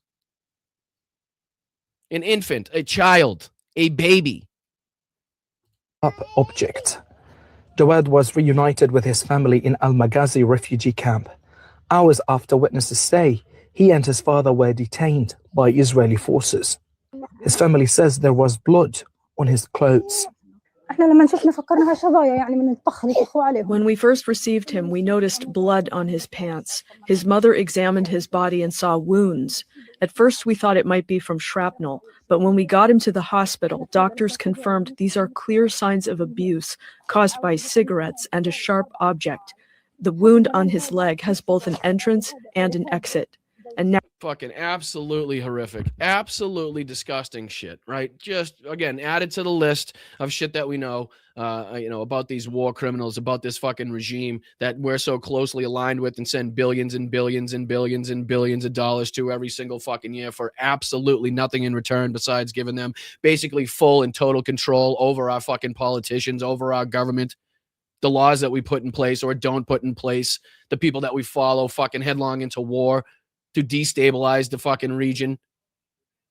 Unfucking believable. Unfucking believable at this point. And again, this goes on too. It's not even the end, because these are the reports of, the Israeli settlers, trying to burn down these villages here, the Palestinian villages. Let me see if I can fuck you and the mute button. Sorry, guys.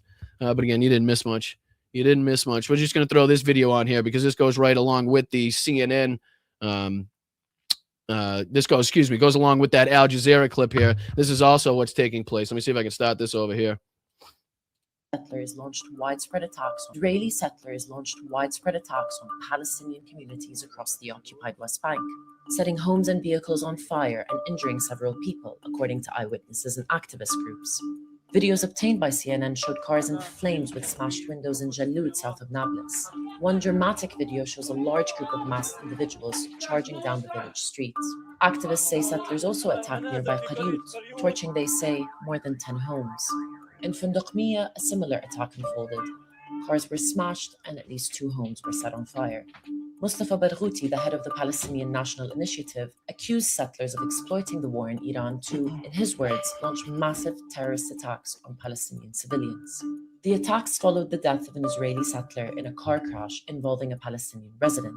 The Israeli military says it is examining whether the incident was intentional. Israeli activists say settlers believed it was and had called to avenge his death. Yeshdin, an Israeli human rights group, says despite prior knowledge, the spread of this and the chaos that has ensued from this undertaking is again, it's too much for anybody right now, for any one man or one nation or even coalition to fucking control at this point, to put back into the tube. It's fucking crazy at this point. It is absolutely fucking crazy. And there's more to suggest as well that it's getting even crazier, because you get people out there like this asshole saying shit like this. Let me see if I can throw this one on here. Can you fucking the stupid mute? I don't know. I'll figure it out at some point. I'll figure it out. It just does it when it wants to. There's no rhyme or reason. Unfucking believable. All right, let's see if we can dive into a little bit of the Lindsey Graham here. I'm gonna see if I can throw this on the other screen. Maybe that helps. Let me see if that helps in that regard. Let me see if that helps. Maybe it doesn't mute me now if I try to pull it up on this screen. Maybe it was the screen that I have it on. All right, let's see if we can dive into this, because this is just asinine shit here. Again, bloodthirsty, warmonger, the guy that is more happy to see U.S. deaths than anybody on earth, that would love to see bloodshed every single fucking place that they could possibly have it, is Lindsey Graham. Listen to what he actually, what he compares to the U.S. ground invasion of Karg Island in the Persian Gulf to in this regard. And tell me if this isn't, again, just asking for trouble and basically just showing you how much they're willing to go through and how much they're willing to sacrifice in order to take this land or to take the oil or to do whatever fucking, world undertaking that they could possibly do. Check this out. They're running out of money. So here's what I tell President Trump. Keep it up for a few more weeks. Take Karg Island, where all of the resources they have to produce oil. Control that island. Let this regime die on a vine. Is this going to, though, take Karg Island? Is it going to involve U.S. troops on the ground? Let me just read you something from The Atlantic. Does an assessment on that. They say U.S. troops may well take Karg Island. We believe their ability to do so, but only to endure ballistic missile strikes, drone attacks, petrochemical smoke, all without a reliable means of obtaining logistical support. The result could be a grinding war of attrition. They talk about how far away they would be from resupply. I'm sort of tired of all this armchair quarterback, and this has been amazing. And I'm sick of you going on television fucking shit-faced. How about that, Lindsey? That's what we're tired of. We're tired of you going out there and justifying war. We're tired of you fucking being absolutely ecstatic to see people dying and bombs dropping and children and women being killed all over the place. Like, you've never been more excited. You've never had more fucking energy than when we have the option or the ability to go in and start shooting people.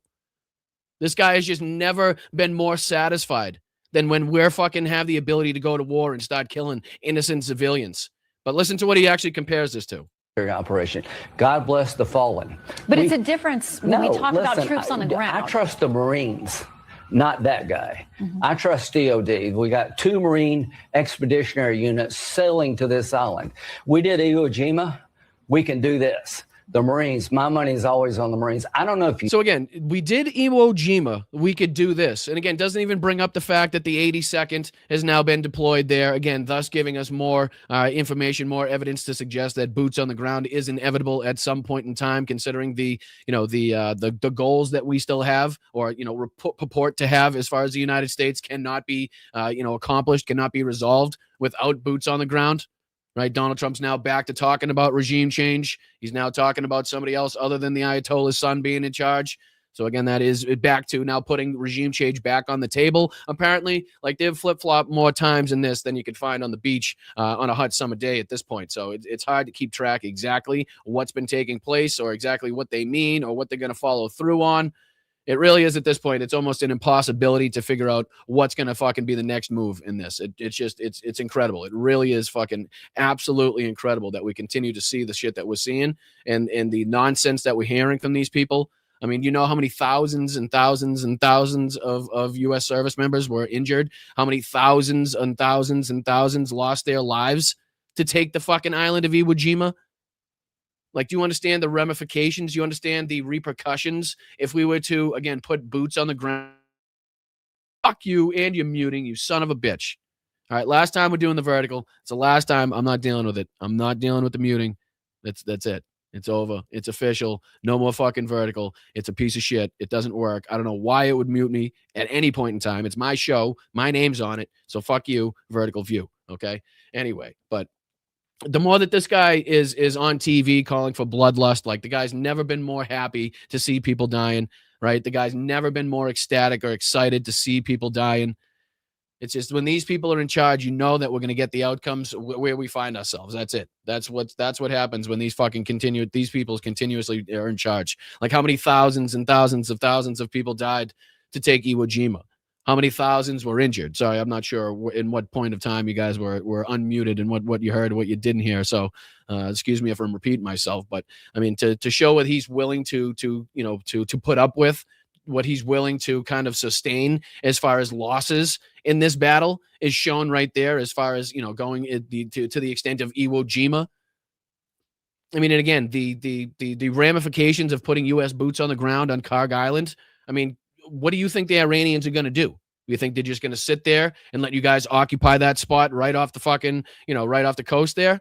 I don't think that's going to be a possibility. I think they will definitely retaliate. They will definitely strike and lob, drones and missiles onto Karg Island, thus killing U.S. servicemen and women.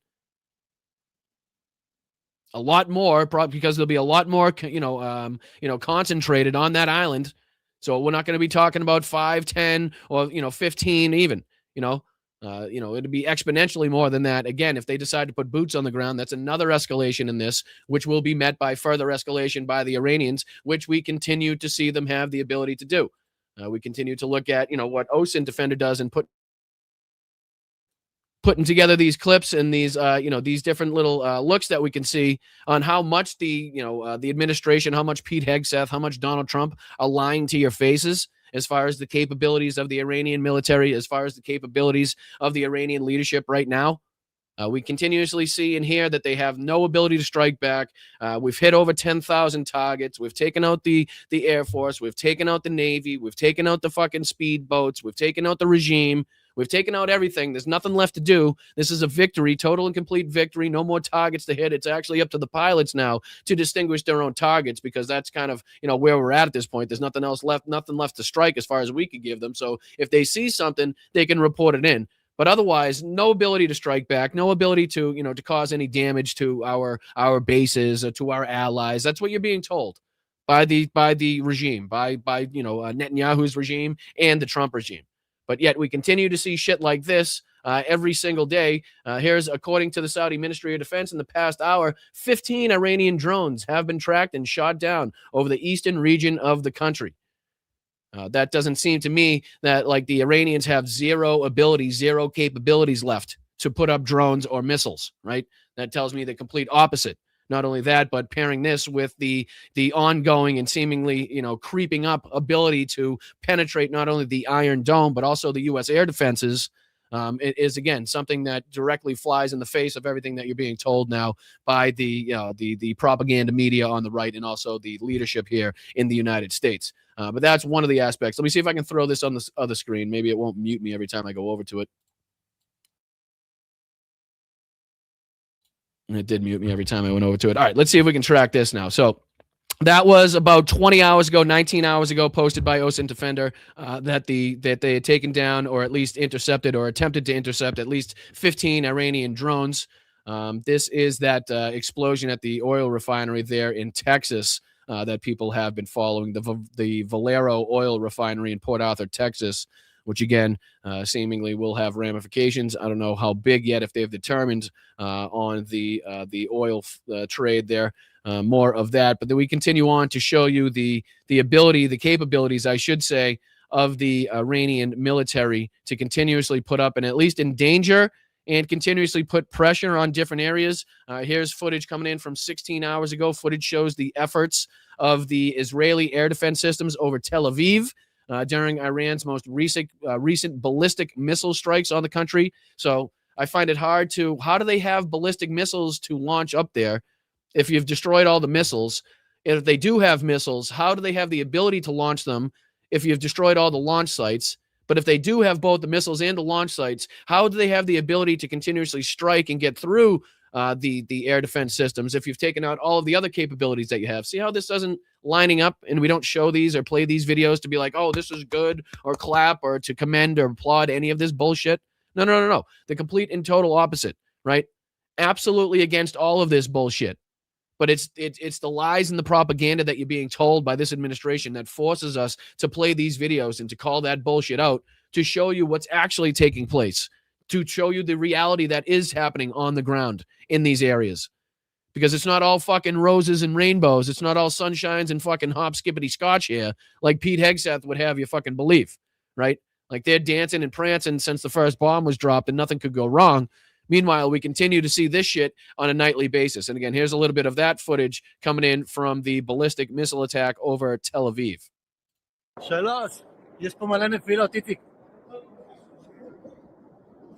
Boom. See both the interceptors going up and the missiles trying to come in.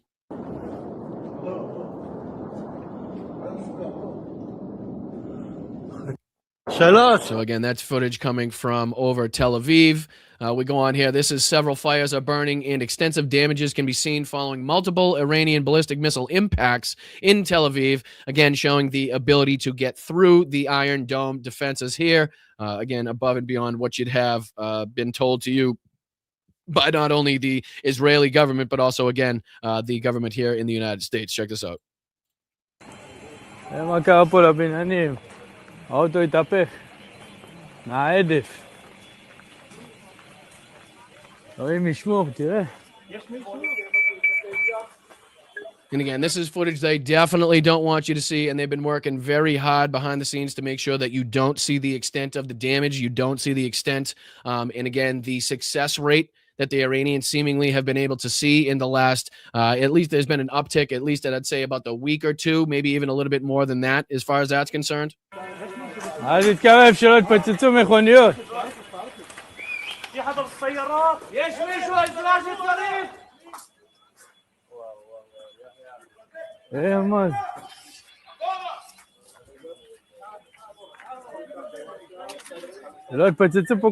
Clear damage to surrounding what looked to be residential buildings, cars overturned, cars on fire, clearly showing and depicting the impact. Here's another one from that same incident, I believe. Multiple injuries are being reported following impact of several ballistic missiles launched by Iran at central Israel. So this may be a different incident. Looks like a separate area, but again, not confirmed. I'm not sure if this is a different angle of the same one or a different one, but it does here say that there were several impacts of Iranian ballistic missiles across central Israel. So very well could be. So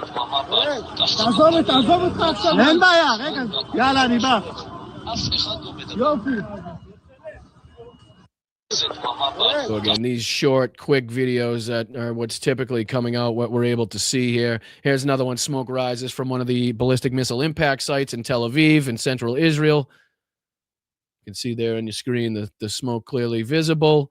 Here's another angle. Significant damage seen to several commercial and residential buildings in downtown Tel Aviv as a result of numerous impacts from medium-range ballistic missiles fired by Iran. And again, it was the other day, what would we saw? We saw Dimona, and we saw, what was it, Arad, as well as Tel Aviv getting hit as well, to kind of, again, show you the ability they still have to cause damage, to get through the Iron Dome capabilities. There's a few other angles. I'm fighting that situation. So again, you can see how chaotic and out of control this has gotten. Large crater from one of the impacts there seen in Tel Aviv. You can see that was a big boy. And again, we go on. Here's from the Ministry of Defense in the UAE, confirms that Iran has fired 17 one-way attack drones and 5 ballistic missiles at the country today, bringing the total since the war began to 1,806 attack drones, 357 ballistic missiles, and 15 cruise missiles. Again, doesn't really suggest the capabilities being at zilch, being at nothing, as far as their abilities to fight back. Here's another one from the UAE. Announced the death of a civilian contractor with the Emirati Armed Forces at a Moroccan national in an Iranian ballistic missile attack on the Kingdom of Bahrain, an attack which also resulted in injuries to 5 other members of the UAE Ministry of Defense. So that was 5 hours ago. Excuse me. This is 4 hours ago. Initial reports from Lebanese media outlets that fragments of an intercepted medium-range ballistic missile launched by Iran have landed in the northern Lebanese coastal city of Junia, in a nearby town of Sahel Alma, just north of Beirut. Again, just kind of showing the out-of-control nature of this. Looks like an Iranian ballistic missile has landed in northern Lebanese. Northern Lebanon. My apologies. We go on here. Here's the depiction. Oh, where'd it go? It just kind of updated. What the hell is that? You see that shit? You see that shit? Just updated right in front of my face. Let's see if we can go back to that, because that's where they make the announcement of the 82nd. Let's see here. Yeah, according to officials, a written order to deploy a brigade combat team, roughly 3,000 paratroopers from the U.S. Army's 82nd Airborne Division, most assigned to the Immediate Response Force, the IRF, is expected to be issued in the coming hours by the Pentagon. A decision to conduct ground operations in Iran hasn't been made, officials cautioned to the Wall Street Journal. However, the movement of the 82nd, as well as the arrival soon of roughly 5,000 Marines, opens the door for President Trump to try to reopen the Strait of Hormuz by force, seize Iran's strategic islands or coastline, or launch a mission to capture the regime's highly enriched uranium stored in several buried sites throughout Iran. So is the whole ploy of we've been having really good talks, we've been going back and forth for the last 2 days, it could be a joint venture where I control the strait with whoever becomes the Ayatollah on the other side. We can kind of control it jointly. Is that kind of a ploy to lull them into a false sense of security, much like the negotiations with the previous Ayatollah were, while we get this buildup, while we get the troops in place to put boots on the ground in these areas, to take the strait back by force, as opposed to diplomacy, as opposed to negotiations? And again, why would anybody in Iran negotiate with the United States at this point is another fucking question, right? Why would they trust anything the United States says? Why would they do anything the United States tells them to do? Why would they have any fucking need whatsoever to work with the United States after what has taken place, right? After we've seen the negotiations break down and show that that was just a ploy, a time-killing event to make sure that they had the correct number of forces in the area to get done what they thought they were going to get done in the first place. So again, now the 82nd is being sent over there. I think that, what was that, 3,000 paratroopers, it says? Yeah, roughly 3,000 paratroopers from the U.S. Army's 82nd Airborne Division, with roughly 5,000 Marines. Again, the evidence is there to suggest that something is building. Something is brewing. There's a plan in place. This is the one I was looking for. Here's the commanding general of the U.S. 82nd Airborne Division, Major General Brandon R. Tegmeyer, and his command element. Members of the headquarters staff have been ordered by the Pentagon to deploy to the Middle East as several thousand paratroopers with the 82nd Airborne Division Immediate Response Force prepared to deploy to the region for possible ground operations against Iran. So again, the ongoing escalation continues here. Again, it's no secret to anybody that boots on the ground would be an obvious and outright escalation to an event, to a war that we've already seen get way out of control, spiral way the fuck out of control at this point. But again, those are all kind of detailing.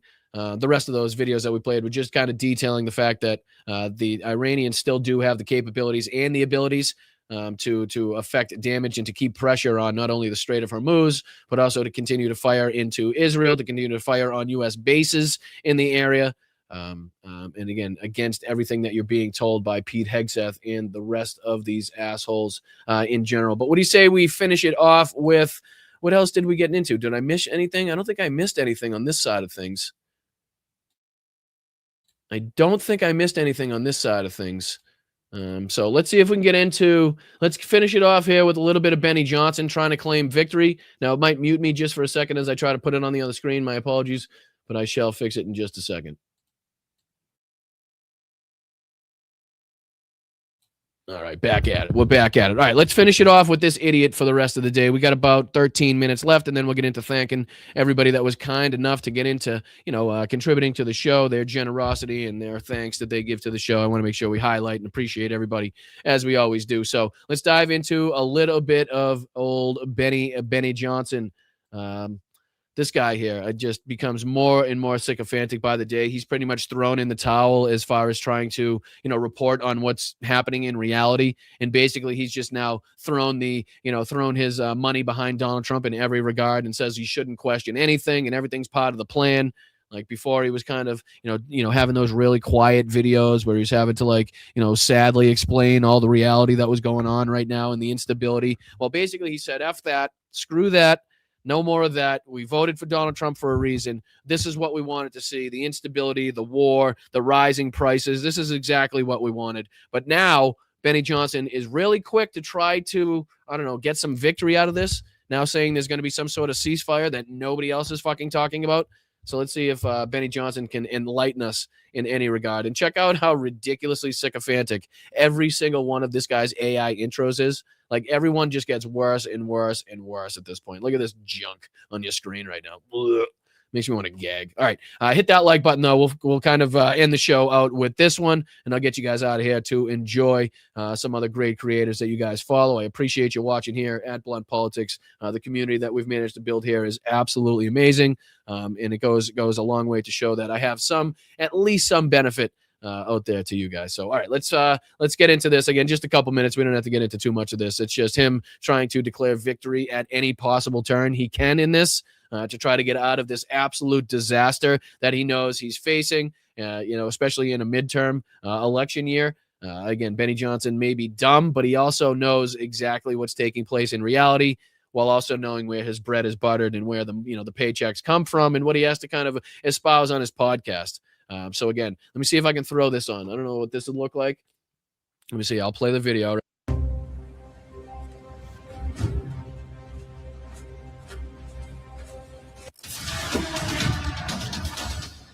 What's up, guys? It's Benny. Happy Monday morning. Kick off your week with some good... Hold on, I got something better for you. I got something better for Benny. Let me see if this works in any regard. I don't know if this will work. Here's Benny. Oh, it's close. Shit, I thought it was going to be over his face if I did it right. But I think we get kind of I think you guys kind of get the idea, right?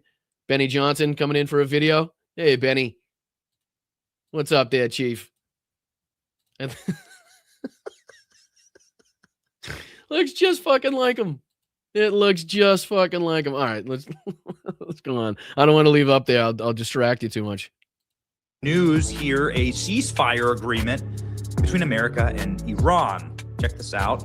It's kind of what we've been waiting for. President Trump, I am pleased to report that the United States of America and the country of Iran have had over the last 2 days very good and productive conversations regarding a complete and total resolution to our hostilities. Again, this is what it means when you're just blindly reciting the propaganda of the regime. Like we really portray this as being like something that was actually taking place with zero evidence to corroborate any of what's going on, besides the fact that there's been kind of recent reporting that the U.S. did in fact send over some sort of message, some sort of memo, some sort of fucking demands, right? That's absolutely nothing about this seemingly is true. And again, it seems to be more manipulation. Seems to be more of them trying to look like they have some outlet to make it seem like that they have some way out of this when really they absolutely don't. But this is what it means to kind of just blindly recite the propaganda of the regime where he's like, okay, ceasefire, apparently Donald Trump truthed it. Based on the tenor and tone of these in-depth and detailed and constructive conversations, which will continue throughout the week, I've instructed the Department of War to cease fire, effectively to postpone any and all military strikes against Iranian power plants and energy infrastructure for a 5-day period, subject to the success of ongoing meetings and discussions. Thank you for your attention to this matter, Donald Trump. Somebody always knows. Questions about that whatsoever, Benny? No questions about why he's bitching out or, kind of what happened with the market manipulation with this statement. Nothing to see here, nothing to look at in the background, nothing to kind of dig into as far as that's concerned, Benny. You're just going to recite it right off the top, breeze right by that, and go on to the next fucking Twitter. Look at the fucking Twitter clips he's got pulled up at the top of the page. Look how many tabs he's got open. Holy shit. 1, 2, 3, 4, 5, 6, 7, 8, 9, 10, 11, 12, 13, 14, 15, 16, 17, 18, 19, 20, 21, 22, 23, 24, 25, 26, 27, 28, 29, 30, 31, 32. 32 fucking different tabs open just on Twitter alone. Doesn't this guy have a wife and kids? Like, how do you have that much time on your hands, bro? to pull up that. I mean, that's not even counting the Truth Social and the Daily Mail that you can see that he's got pulled up there. 30-something different fucking tweets, and that's his show. That's just his show. Like, we try to mix it up a little bit here, right? We try to give you different articles, different clips, right? Different YouTube videos, different people every time that we can look at and use their, rhetoric or kind of use their bullshit propaganda against them, whatever it may be. We try to at least, change it up a little bit. But 30-something tweets is your show, and that's every show, is got to be fucking boring, right? Looking at the same idiots, looking at the same True Social post and be like, that's right. That's exactly what's going to happen. Man, somebody always knows. I was checking Polymarket yesterday, noticing people opening up positions for a ceasefire before the end of March. A lot of cash riding on this. Someone always knows. And before the end of March? I'm sorry. No, I'm just kind of curious. Now, how is that showing strength? And I'm just curious, when you said you were going to obliterate all of their energy infrastructure if they didn't reopen the Strait of Hormuz, which again hasn't happened. Why that is showing strength? How are you going to relay that as being strength in this situation when he's just blatantly lying about conversations so he can manipulate the market so that his people can make billions of dollars behind the scenes? Just curious. Well, somebody did know. It's amazing. Peace through strength, to put it mildly. Donald Trump, lo and behold, the next day, Donald Trump announces a tentative ceasefire with Iran. This is, of course, going to be a good thing. Wow, isn't that amazing how it's he said it and then kind of announced it, even though it didn't happen, right? Because he knew what would happen to the markets. He knew that the market was ready to fucking have a conniption as far as whether or not the United States would actually attack Iran, which would, again, cause Iran to attack in retaliation, which would then, make things exponentially worse, which would see the price of oil rise. Again, why you saw the market react the way it did when Donald Trump said, no, don't worry, we got a deal done. We've been talking to them very nicely. I can't tell you who we've been talking to. He can't tell you that. He can't tell you. It wasn't the Ayatollah. It wasn't the Ayatollah's son. It wasn't anybody now that as far as the leadership of Iran. It was somebody else. But Bet, trust me, bro. Trust me, bro. We've been having conversations is basically the message right now. Trust us, bro. Incredible effects. Look at this. The price of oil collapses through the floor. Huh. Very good. And you're not seeing a connection there at all. You're just not seeing maybe, one thing relating to the other one. Maybe, correlation, causation at all. No? Good. Price of oil was up above $100 a barrel. You want it to be down around $50 a barrel. Now it collapsed down to, it looked like it was in the mid 80s. What's it at right now? Actually, curious. Right now it is at the West Texas is at 91.55, Brent at 103.4. Right now, looking at the current market price right now. So again, even up from what Benny Johnson is trying to tout right.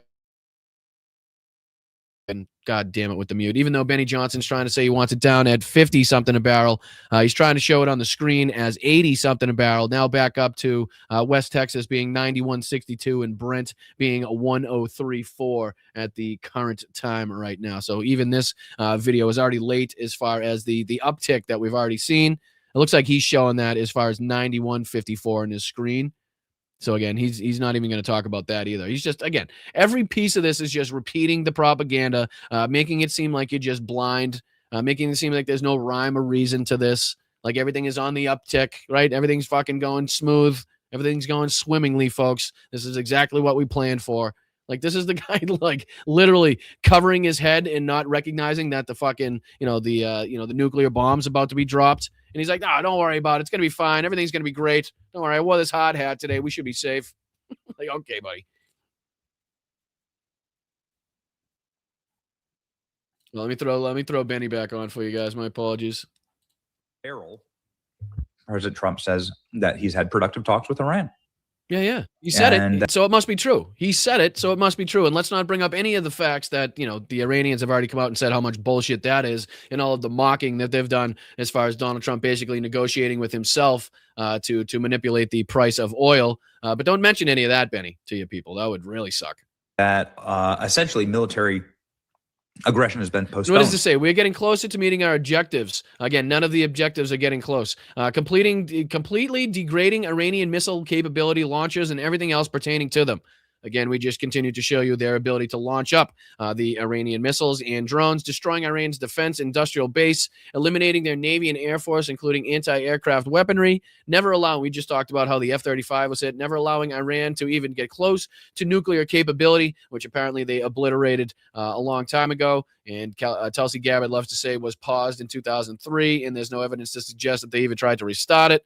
Number 5, protecting at a highest level our Middle Eastern allies, another thing that they've failed to do. The Hormuz Strait to be guarded and policed, another thing that they've failed to do.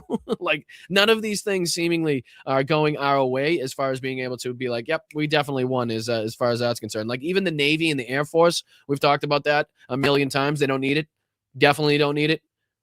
Like, it doesn't matter. They don't need to be able to fight the United States Air Force or the United States military soldier for soldier. They don't need the Blitzkrieg. They don't need the fucking Leningrad type of sieges. They don't need any of that shit.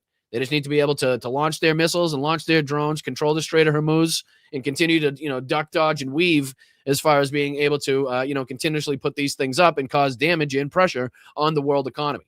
That's all they need to do. And they're doing it to a T, and they've been continuously doing that. And it doesn't seem like the United States has any ability to stop that as far as the Strait of Hormuz is concerned, as far as, striking enough sites or taking out enough of their leadership to make them kind of capitulate, as we've seen. Doesn't seem to be the public sentiment in Iran.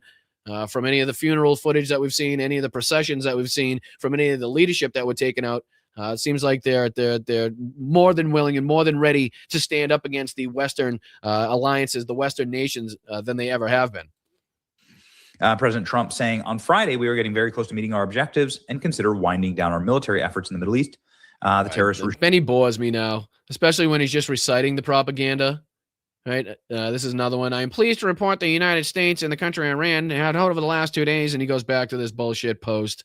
Like, it's the same nonsense. You really don't. No sense dragging you through this. I liked it better when he was kind of, again, doing all his videos really quietly, like, oh, this is bad. This is bad. But since then, he's come out and said, screw it. If you're not going to back Donald Trump 100%, what's the point of getting on your knees in the first place? Again, I'm paraphrasing. I don't know if he said it quite like that. But all right, let's get into thanking some of you incredible sons of bitches, some of you unbelievable people that have been kind enough to contribute to the show over the last couple hours. So what do you say we start with the Venmo side of things, as we always do? I just want to say thank you to everybody who takes the time out. There's a Venmo, up here in the corner of the screen. You can just take a quick picture of that. It takes you right to the Venmo. Venmo is typically the quickest and easiest way to get over the contribution to where it's going without YouTube taking a cut of it, without it taking several months to get there.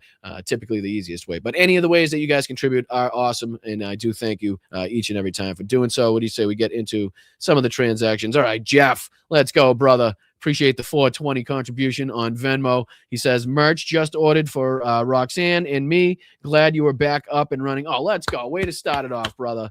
I appreciate that. Thank you so much. And that's Jen in the chat, brother. That's Jen in the chat. Big W's to Jen in the chat. W's Jen. Appreciate you, my brother. Thank you so much. That might be the first one of the new sesh. I'm not sure. I'm not confirmed on that one, but it could be the first one in the new sesh. And then over the last couple of days, I just want to thank Andrea. I want to thank Suzanne. I want to thank Jenny Faye. I want to thank Maria. I want to thank Michelle. I want to thank Allison. I want to thank Roger. I want to thank Candy, Dame Dog. I want to thank you, brother. I want to thank Nance and everybody else over the last few days, several days that have been nice enough to contribute a buck or two into the Venmo, whatever it may be. James, Laurie, William, just a few others to mention from the last couple of days. So I want to make sure that we give everybody their shout out, everybody their highlights. What do you say we pop over here to the YouTube side of things? Appreciate you guys. Oh, I see you in there. Who's popping in there the last second? Oh, there you are, Yakov. What's up, brother? I see you in there. He just snuck in another $5 contribution. Says, let's fucking go. Great show, Brian. I appreciate that, man. I try. I really do try. It's a lot to sift through. Again, it does take an enormous toll. I mean, you guys know just watching this stuff and having to consume all this stuff. I mean, the diving through all of this just to put a show together, even stuff that you don't have to cover or can't cover on the show. You know it and have to see it and have to watch it just to kind of be up to speed on things. Again, covering the ongoing invasion of Russia into Ukraine, added on to Gaza, added on to the war in Iran, added on to all of the other nonsense. It becomes a lot. So I give you guys a lot of credit for sticking with these shows, for making it, time and time again, coming back and sticking it out with me. So I'm right there with you. I appreciate you guys locking arms and fighting with me here on the resistance side of things. And I want to make sure that you guys get recognized and everybody shows you your, show of appreciation, because they ask you to do a lot. We ask you to do a lot here. We do. It's always, hey, buy this or donate to this or support this. And time and time again, you guys step up where you need to and step up, big time. So I want to make sure that you guys, always, feel the impact, feel the respect that I have for you guys. So, all right, getting into the YouTube side of things, Carol started it off today with 5 gifted memberships. Carol, can't thank you enough. Thank you so much. And I always do appreciate the beautiful shot that you have there on your little image. Very beautiful picture of that. I do appreciate you sharing it with us. And also the 5 gifted memberships. There are now 5 people in the chat that are going to get Boston Brian memberships for the next month. Thanks to Carol's kindness, Carol's generosity. So what do you say we give a couple W Carols in the chat? Shout out to Carol. Thank Carol for her contributions, as we always do to people contributing to the show. So Carol, shout out to you. Hope you have a wonderful, wonderful day. Thank you so much to Corey as well. Really do appreciate you, Corey. Thank you so much for the 20. It's awesome to see you in here time and time again. Not only that, but contributing time and time again means we must be doing something right. And it's an honor and it's a pleasure to have you in the chat, helping build this community that we've built here. So thank you, Corey, for adding to that and appreciate you, brother. Hope you're having a great day. That goes for Peggy Peg. Let's go. I love the name, Peggy Peg. I love the name. I appreciate that. Thank you for being a member here for 7 months now. It's been fantastic having you. All y'all lobsters are awesome. Appreciate you. Right back at you, Peg. Thank you so much for being here. I hope you're having a fantastic day and you are a valued member and very much appreciated here. So thank you. Appreciate you. I hope you're having a great day. So Peg, and then we got, a bunch of thank yous to Machine Tool as well. I appreciate you, my brother. Thank you to Bingo. Thank you to, for the $5 contribution, Lobsters Rock. I appreciate that, Bingo, very much. Always good to see you in the chat, my friend. Always good to have you. Thank you, DPD, as well, for the 20. Love you guys. You guys are amazing. Love you, Boston Brian. They won't let me use my own words, but the wank can bloody sod it.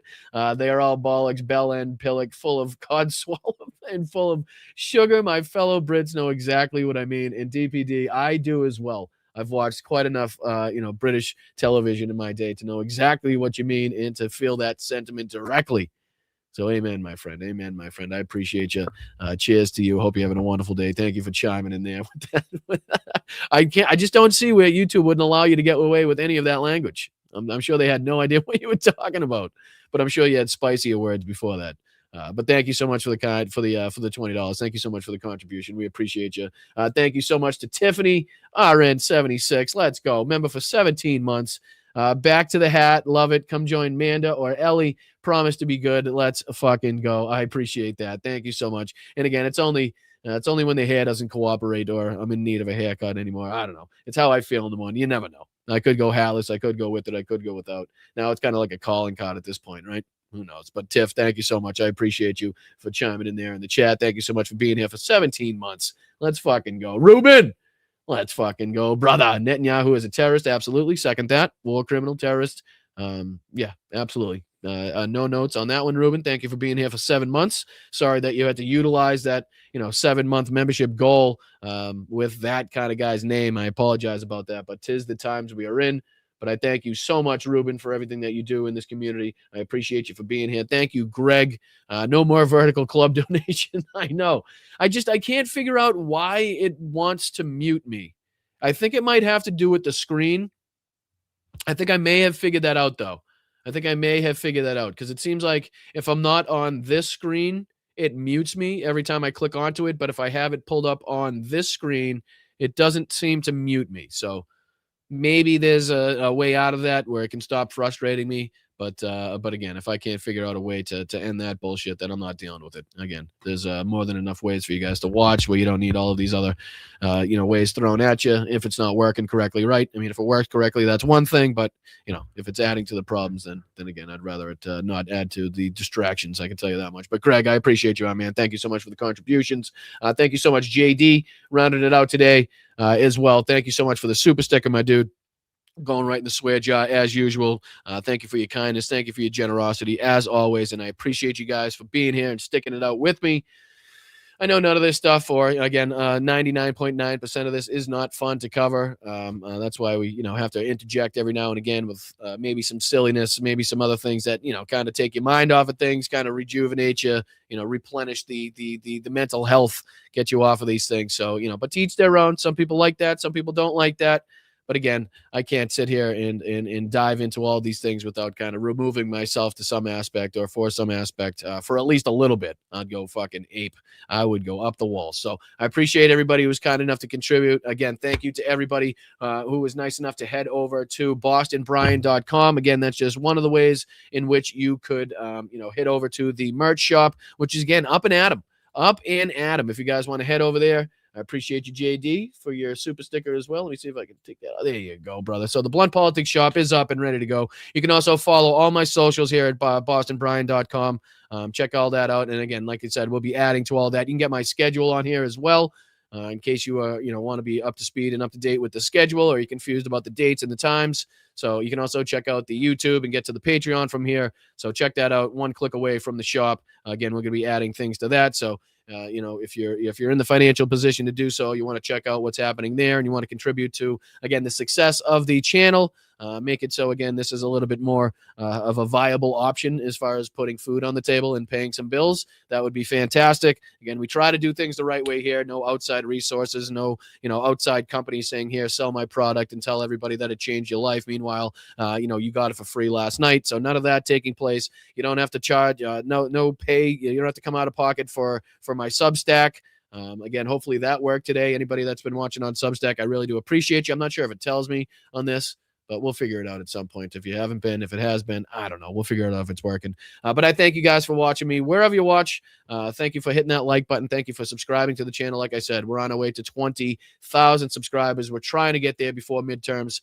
That's the goal. I know it's a big ask. I know it's a huge ask, but again, nothing better to see, nothing better than giving the big old FU, big old middle finger to the GOP as we're taking down the midterm elections. And again, getting this thing going, getting this thing pumping to a point where we're starting to make a huge difference. So it's only with your help. Thank you to the mods. Appreciate everybody on Facebook, YouTube, Twitch, Instagram, Substack, wherever you guys may follow me. Please hit that follow button. Please subscribe to the channel. If you're not already, check it out. If you're not sure if you are already, please check it out. All you got to see is if you're subscribed or not. If you're not, hit that subscribe button. Again, that'll just kind of tell the old algorithm that you like what you're watching, you like what you're seeing, and maybe, people that watch your stuff or follow things similar to what you like, it will also be sent out to. So thank you guys. I appreciate your help. Again, I'm Boston Brian. Stay loud, stay proud, stay aggressive out there, but keep your head in a swivel.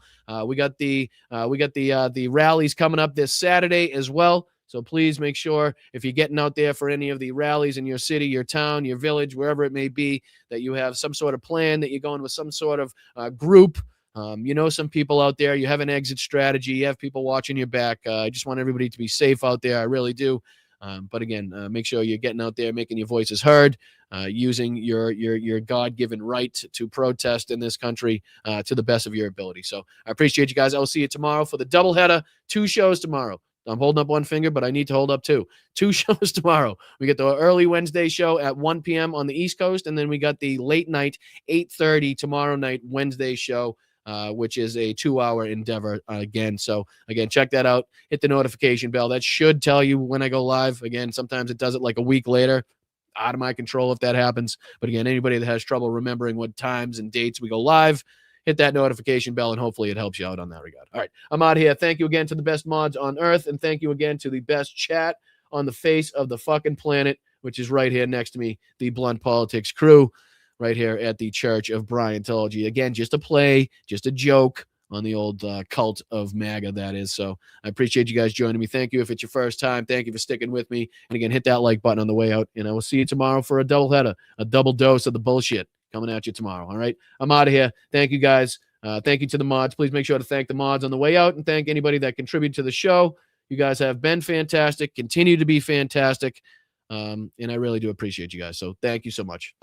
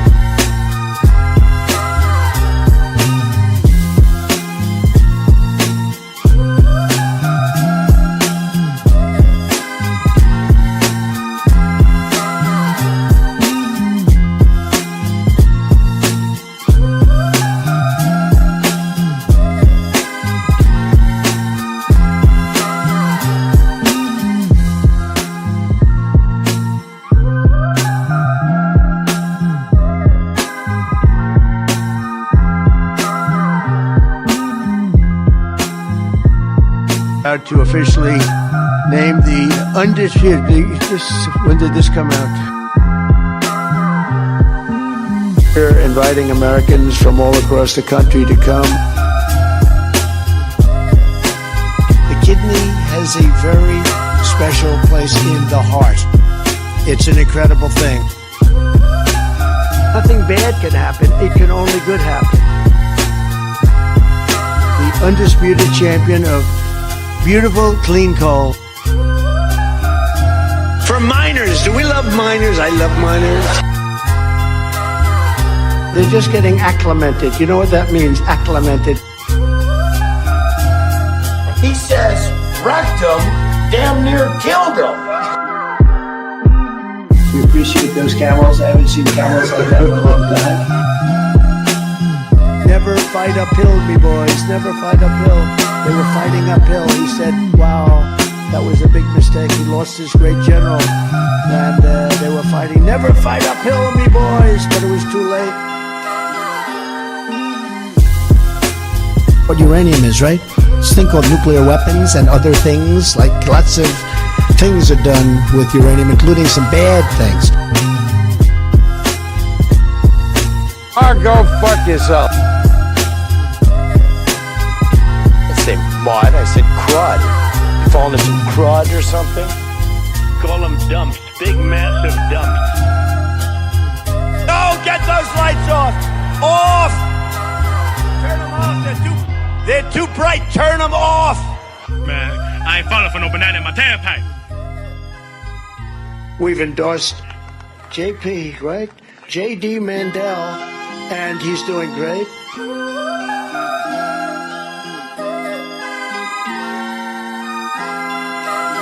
It feels so lovely to be here tonight. What a beautiful out. Give yourselves a round of applause. You're so lovely. Everyone's so lovely.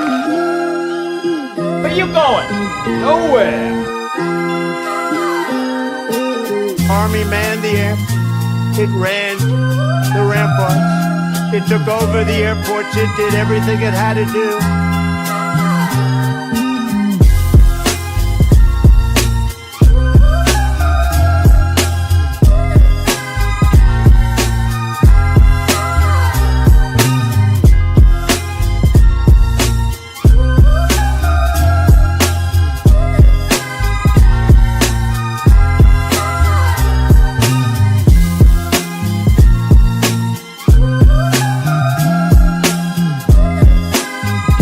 The dogs, the people that came in, they're eating the cats, they're eating the pets of the people that live there.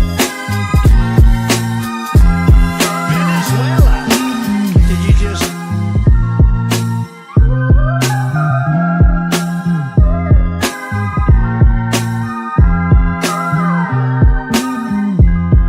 He builds the wall the way he built Trump Towers. He'll be using illegal immigrant labor to do it. Yesterday's a hard word for me. When you ran out the healthy arms, you ran out of really healthy, they had great arms, but they ran out. It's called sports, it's called baseball in particular, and pitchers, I guess you could say, in really particular. We always do about this time. All right, guys, I'll see you tomorrow. Hit that like button on the way out if you haven't yet. Thank you so much. Appreciate you. The big, fat, sloppy